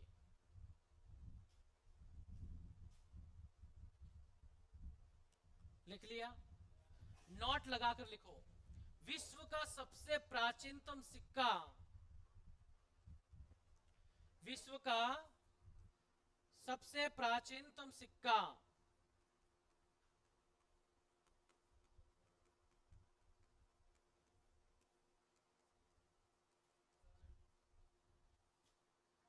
सबसे प्राचीनतम सिक्का आहत, या इसे पंचमार्क सिक्का कहते हैं।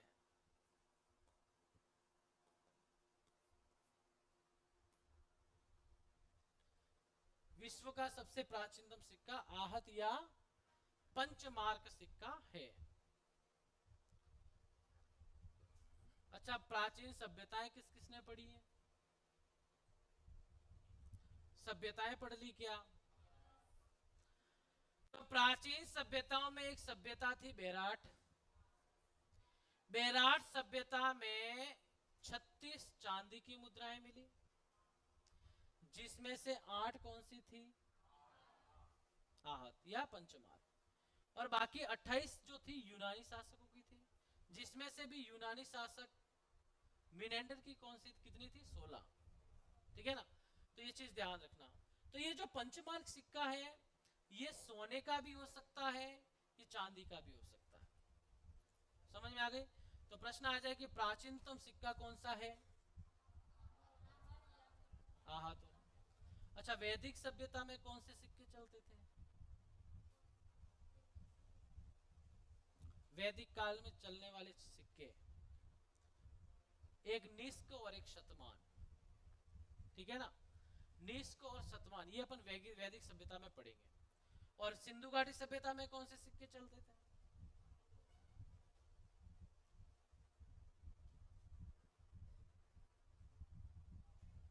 तांबे के।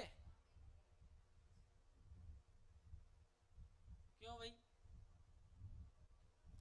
मैंने कल क्या कहा था आपको? मैंने कहा सिंधु घाटी सभ्यता में वस्तु विनिमय प्रणाली थी, वस्तु के बदले वस्तु, उसमें कोई मुद्रा थी नहीं, मोहर चलती थी। क्या भाई, मोहर का नाम सुना है? मोहरे क्या होती है? मोहर छाप। भाई कहीं जाते हो, सील जो होती है ना वो मोहर कहलाती है।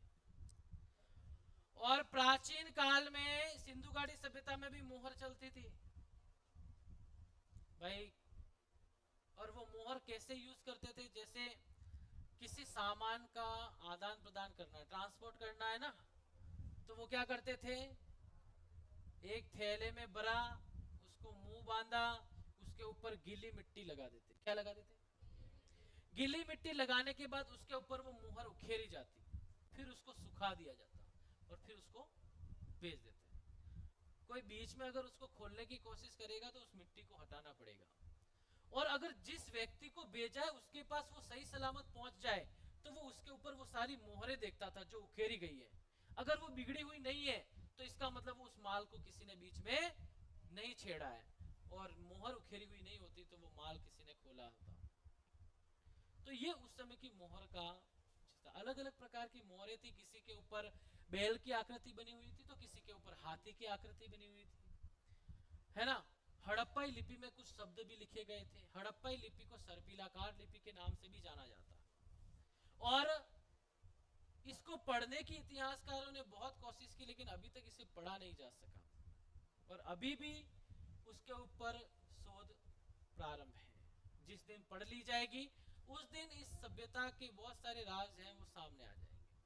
कि आज कहते हैं कि भाई हड़प्पाई लिपि एक भाव चित्रात्मक लिपि है, यानी कि अपने भावों को उन लोगों ने चित्र के माध्यम से प्रस्तुत किया है। और ये लिपि जो है वो हमेशा दाएं से बाएं लिखी जाती थी, दाएं से बाएं। देवनागरी बाएं से दाएं लिखी जाती है, ठीक है ना। अपन कॉपी में बाएं से दाएं लिखते हैं ना, वो दाएं से बाएं लिखी जाती थी। कैसे? यहां से लिखना स्टार्ट किया, यहां पर खत्म, लेकिन दूसरी लाइन वापस यहां से स्टार्ट होगी, ऐसे सांप जैसे रेंगता है वैसे इसको लिखा गया, इसलिए इसको सर्पिलाकार लिपि कहते हैं। क्या कहते हैं? सर्पिलाकार लिपि। तो बहुत सारी ऐसी चीजें हैं, ठीक है ना, जो अपन आगे पढ़ेंगे। और सिक्के बहुत बड़ा योगदान देते हैं इतिहास में, चाहे राजा महाराजा की प्राचीनता, भाई किसके समय का सिक्का है, भाई इसके समय का है तो उस समय का धातु कौन सी है कि ये धातु है, क्या क्या मिलाया गया कि ये चीजें मिलेगी। मतलब कहीं ना कहीं बहुत सारी ऐसी चीजें हैं जो एक सिक्कों से भी जानकारी मिलती है, और बहुत सारी चीजें हैं जो अभिलेखों से मिलती है। इतिहास की जो मेन बेस है, जो मेन नींव है जो इतिहास सब्जेक्ट की, वो अभिलेख और सिक्के हैं। इसी के आधार पर इतिहासकारों ने एक एक कड़ी से कड़ी जोड़कर इतिहास को बुनकर पूरे इस घटना के क्रम को बनाया है। समझ में आ गई बात?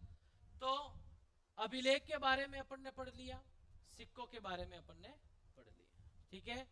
अब हेडिंग डालो पाषाण काल, स्टोन एज।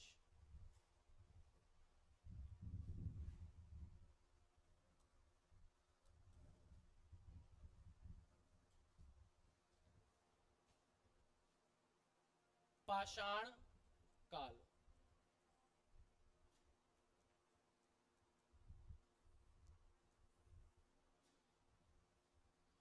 पाषाण का मतलब होता है पत्थर, यानी कि वह समय जब केवल और केवल क्या थे, पत्थर थे। पत्थरों का समय पाषाण काल कहलाता है। उस समय मनुष्य के जीवन की एक ही चीज थी, उनका जीवन जो डिपेंड करता था वो पत्थरों पर था।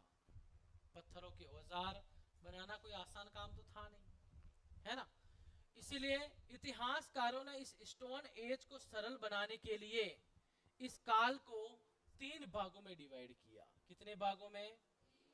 3 भागों में डिवाइड कर दिया। पहला पूरा पाषाण,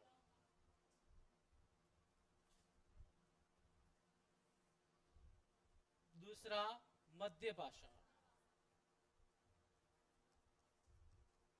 और तीसरा कौन सा? नव पाषाण।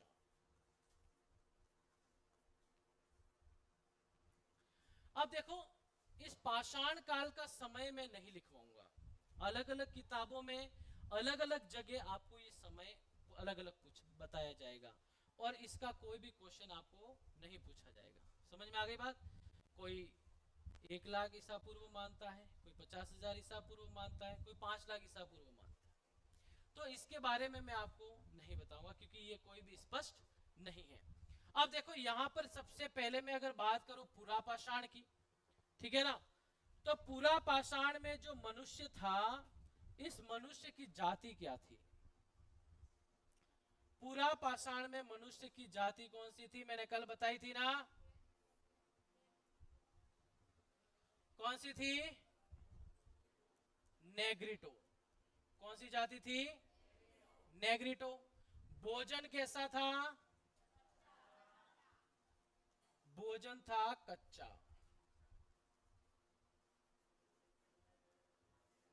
भाई भोजन कच्चा ही होगा क्योंकि आग का आविष्कार नहीं हुआ है। और इसी के साथ साथ मानव ने कौन से पत्थर का इस्तेमाल किया?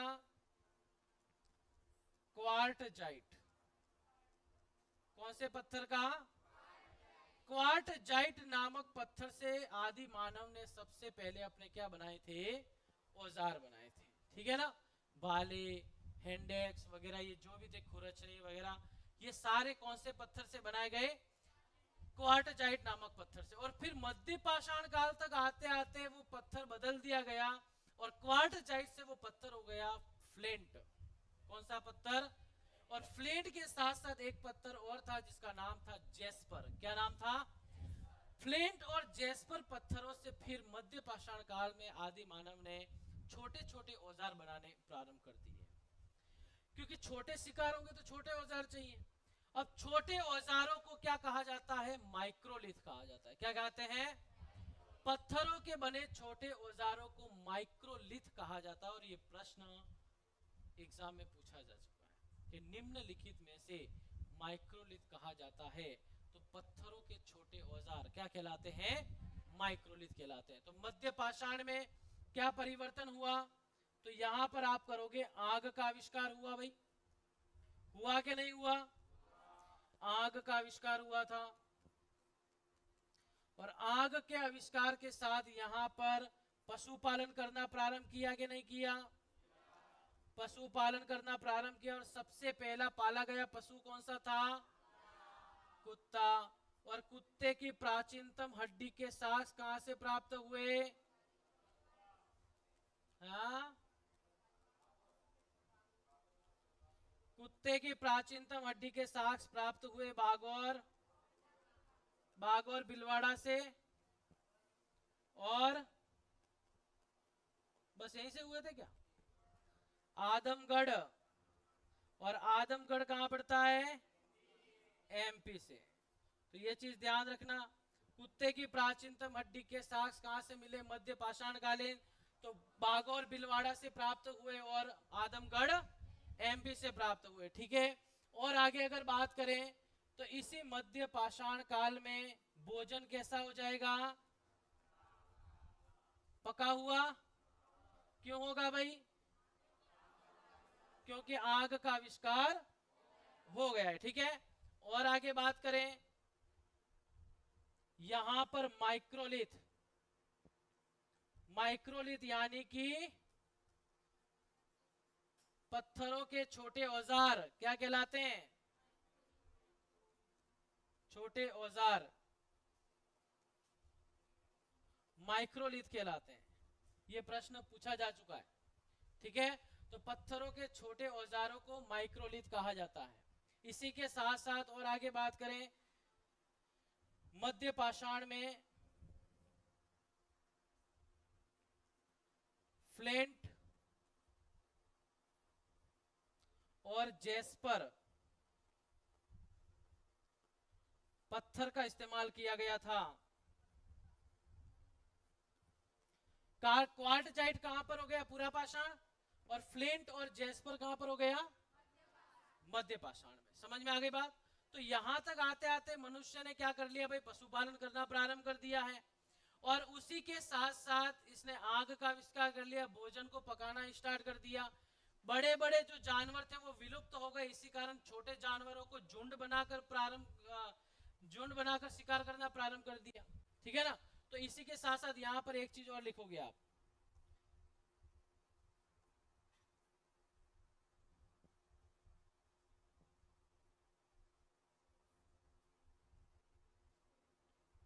ग्रुप बनाना प्रारंभ किया।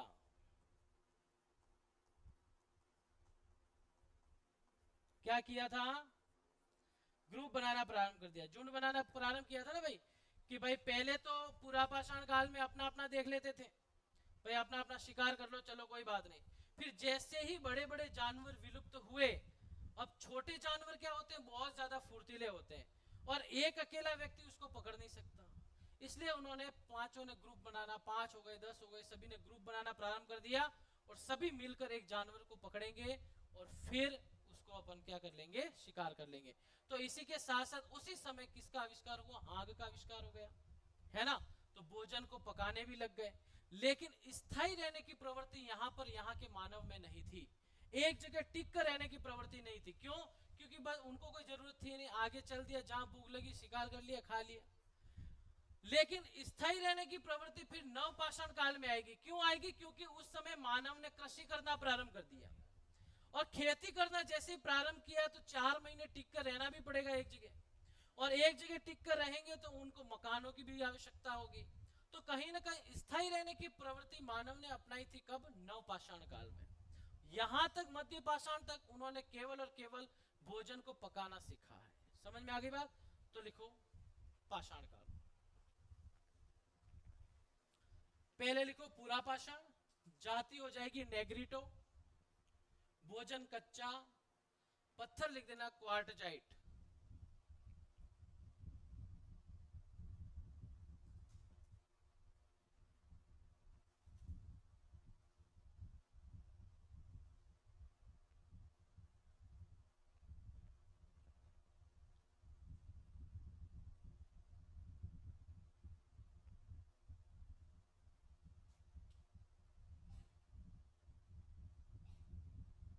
नेग्रिटो भोजन हो जाएगा कच्चा, और पत्थर लिख देना क्वार्टजाइट।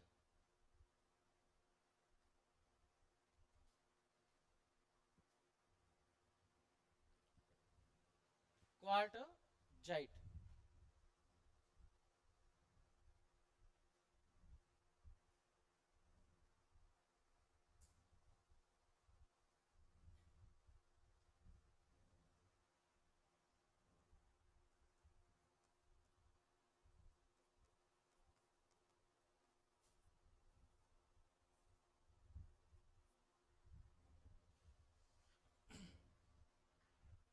लिख दिया।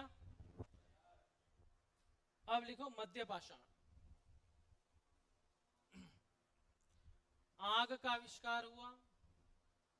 शॉर्ट लिखो, कोई जरूरी नहीं है भाई ये पूरा लिखना है कि भाई इस काल में आग का आविष्कार हुआ, सीधा आग का आविष्कार। नोट्स किसको कहते हैं? शॉर्ट्स जिसको लिखोगे, जितनी बार उसको रिपीट करोगे उतने नोट्स आप शॉर्ट होते जाएंगे। अच्छा, नोट्स हमेशा ब्लैंक पेज पे बनते हैं। समझ में आई?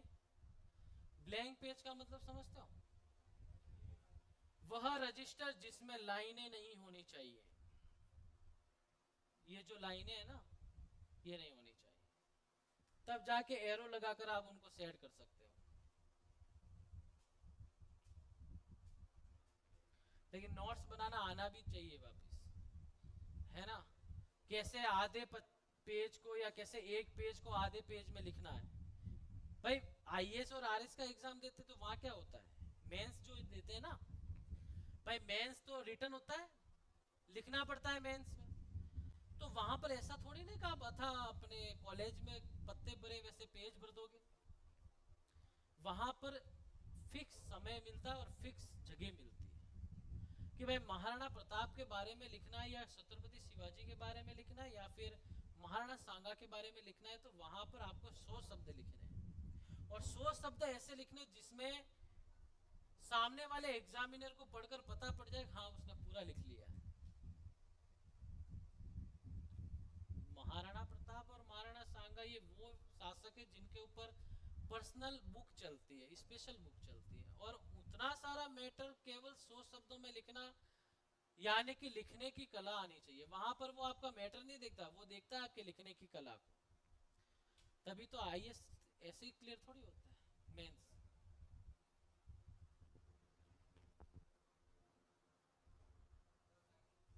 हाँ जी, कोई चीज समझ में नहीं आए तो मेरे को पूछ लेना। भाई देखो, एक है बागौर, बागौर पड़ता है बिलवाड़ा में। एक है बदनौर, बदनौर पहले पड़ता था बिलवाड़ा में, वर्तमान पड़ता है ब्यावर में। कहां पड़ता है? ब्यावर। क्योंकि जब अपन राजवंश राजस्थान के पढ़ेंगे उसमें युद्ध आएगा, बदनौर का युद्ध।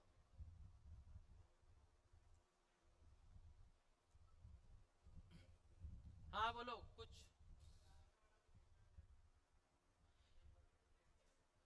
फ्लेंट और जेस्पर ये दोनों क्या थे? पत्थर।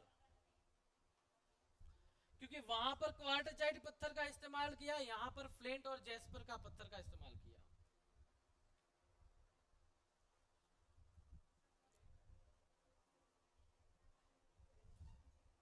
हाँ, समय भी ज्यादा हो गया।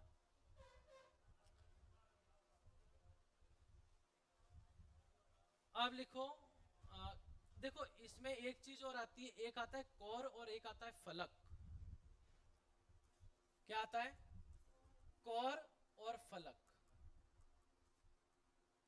ये अलग अलग संस्कृति होती है, कोर संस्कृति और फलक संस्कृति। जब आपने जैसे पत्थर होता है ना, बड़ा सा पत्थर, उस पत्थर को जोर से नीचे पटका जाए, वो पत्थर टूटेगा कि नहीं टूटेगा? टूटेगा ना। पत्थर के टूटने के बाद जो बाहर के सिरे जो होते हैं वो नुकीले होते हैं, और बीच का जो सिरा जो मजबूत हिस्सा होता है वो वैसा का वैसा ही रह जाता है। तो पत्थर को तोड़ने के बाद जो बाहर के नुकीले हिस्से होते हैं वो कोर कहलाते हैं।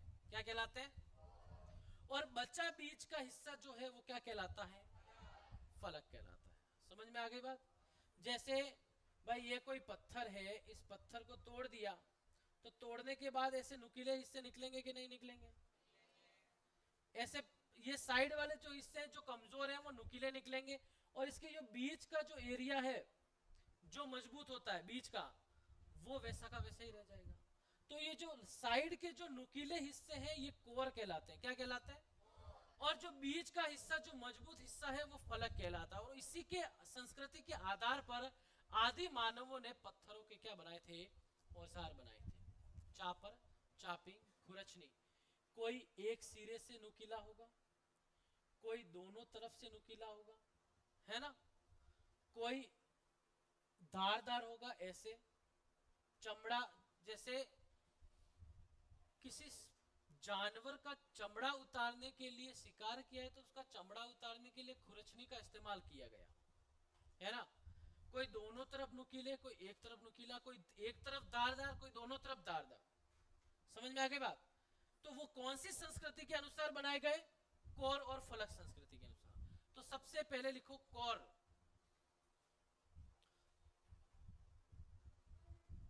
हाँ इसी में मध्य में ही लिखो। देखो पत्थर को तोड़ने के बाद नुकीले हिस्से को कोर कहा जाता है।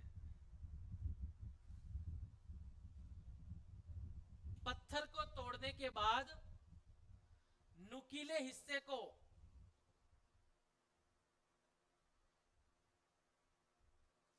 कोर कहा जाता है।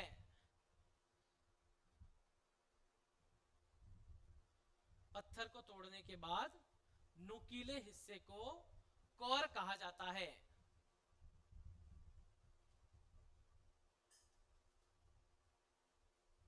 लिख लिया? लिखो अगला फलक। पत्थर के बीच का मजबूत हिस्सा फलक। पत्थर के बीच का मजबूत हिस्सा फलक कहलाता है।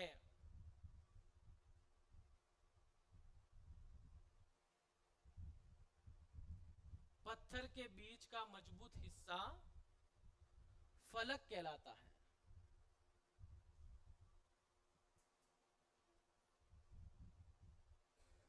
लिख लिया? पत्थर के बीच का मजबूत हिस्सा फलक कहलाता है। अब देखो इतिहास में कुछ ऐसे शब्द हैं, वो चीज आपको ध्यान में रखनी पड़ेगी, ठीक है ना। जैसे मृदबांड क्या होते हैं, मोहर क्या होती है, मनके क्या होते हैं,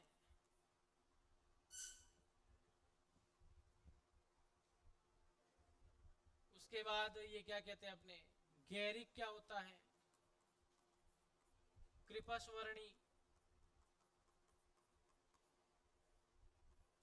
कृपस्वर्णी क्या होता है ना। उसके बाद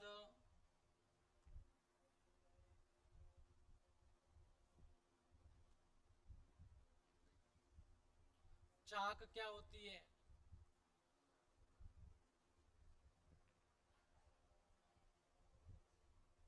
मेहराब क्या होता है,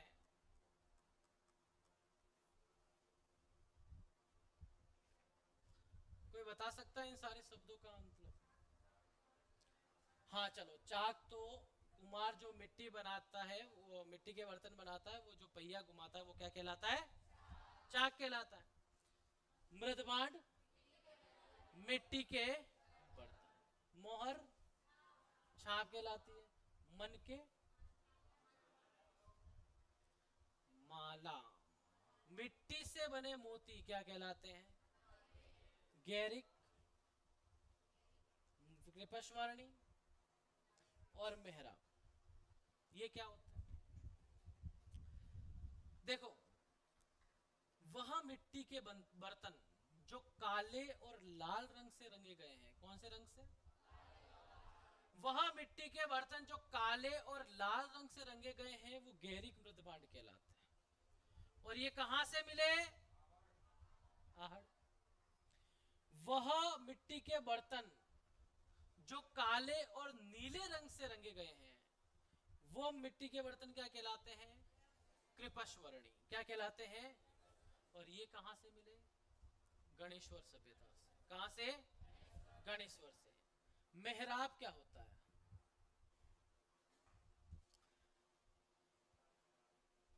पता सबको है लेकिन इसी को मेहराब कहते हैं ये नहीं पता। मेहराब क्या होता है? और आपने देख भी रखा है। अच्छा बचपन में चित्रकारी की है क्या? उस चित्रकारी में आपने झोपड़ी का चित्र भी बनाया होगा, बनाया क्या नहीं बनाया? ऐसे ही बनाया था? हाँ, यहां पर खिड़की गेट बनाया ऐसे, ऐसे ही था। अरे हाँ, कमाड़ वही। तो ये जो आपने राउंड शेप दिया ना, ये मेहराब कहलाता है। समझ में आ गई बात? बड़ी बड़ी हवेलियों में आपने अर्धचंद्राकार आकृति देखी होगी, या मंदिरों में भी मिल जाएगी। तो मकानों, हवेली और दरवाजों के ऊपर बनी अर्धचंद्राकार आकृति क्या कहलाती है? मेहराब। बड़ी बड़ी हवेलियों में खिड़कियों में आपने ऐसी ऐसी आकृति देखी होगी, आधे चांद जैसी, ठीक है ना।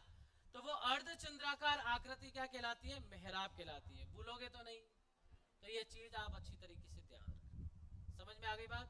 तो मेहराब किसे कहते हैं, चाक किसे कहते हैं, कृपस्वर्णी काले और नीले रंग से रंगे गए मृदबांड, काले और लाल रंग से रंगे गए मृदबांड क्या कहलाते हैं? गैरिक। मन के मिट्टी के बने मोती क्या कहलाते हैं? मन के, क्योंकि मन के बनाने के कारखाने भी मिलेंगे भाई, ये अपन सिंधु घाटी सभ्यता में पढ़ेंगे, ठीक है ना। मोहर यानी कि छाप, मृदबांड मिट्टी से बने बर्तन। समझ में आई? अब अभी ट्रेंड सब चेंज हो गया है, क्योंकि अब आर्ट एंड कल्चर में आप पढ़ते हो ना कि ये भाई ब्लू पोट्री हो गई, कागजी पोट्री हो गई, ब्लैक पोट्री हो गई, फलाना हो गई, डिगड़ा। अब ये ब्लू पोट्री जो है ये लाया कौन?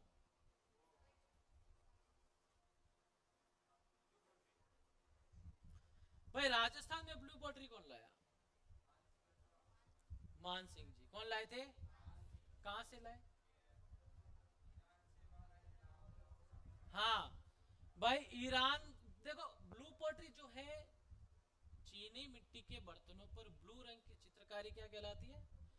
ब्लू पोट्री कहलाती है, ठीक है। ब्लैक पोट्री कहाँ की प्रसिद्ध है? कागजी पोट्री अलवर की प्रसिद्ध है, ठीक है ना।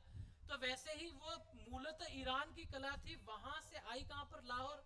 और लाहौर से राजस्थान में लाने का श्रेय किसको जाता है? मान सिंह जी। तो अलग अलग समय की अलग अलग बातें हैं। चित्रकारी बहुत अच्छी थी भाई उस समय की भी, ठीक है ना। जैसे बीकानेर में चित्रकारी किसके समय पनपी भाई?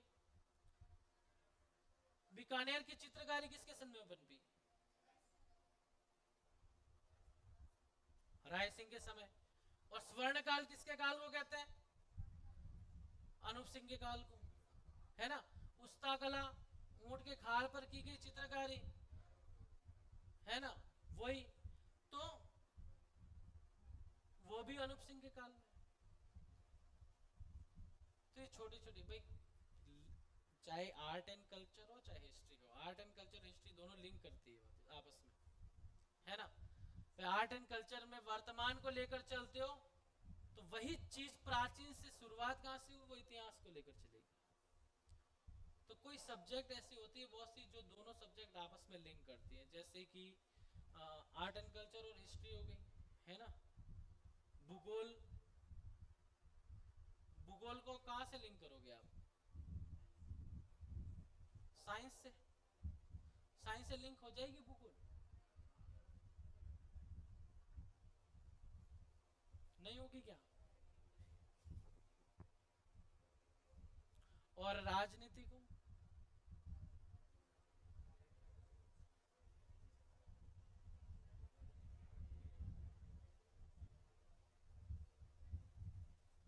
लिंक कर सकते हो क्या? नहीं कर सकते, बिल्कुल नहीं कर सकते, क्योंकि राजनीति और भूगोल वो सब्जेक्ट है जो समय समय पर बदल जाएगी, है ना। इतिहास को कोई बदल सकता है क्या? भाई महाराणा प्रताप जहाँ पैदा हुए वो तो वहीं होंगे, बदल थोड़ी जाएगा क्या? यहाँ नहीं यहाँ हुए। ठीक है, आज के लिए इतना ही, बाकी पढ़ेंगे अपन कल। आपका दिन शुभ हो, मंगलमय। और कल ये कंप्लीट हो जाना चाहिए, ठीक है। कल मैं पूछूंगा ये सब। हाँ जी बोलो, बोलो बोलो बोलो।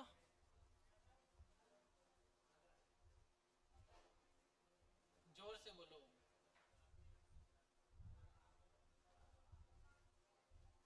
कोई कंफ्यूजन तो, कुछ समस्या? यहाँ पर नहीं बोलो तो फिर बाहर आकर बोल देना, ठीक है।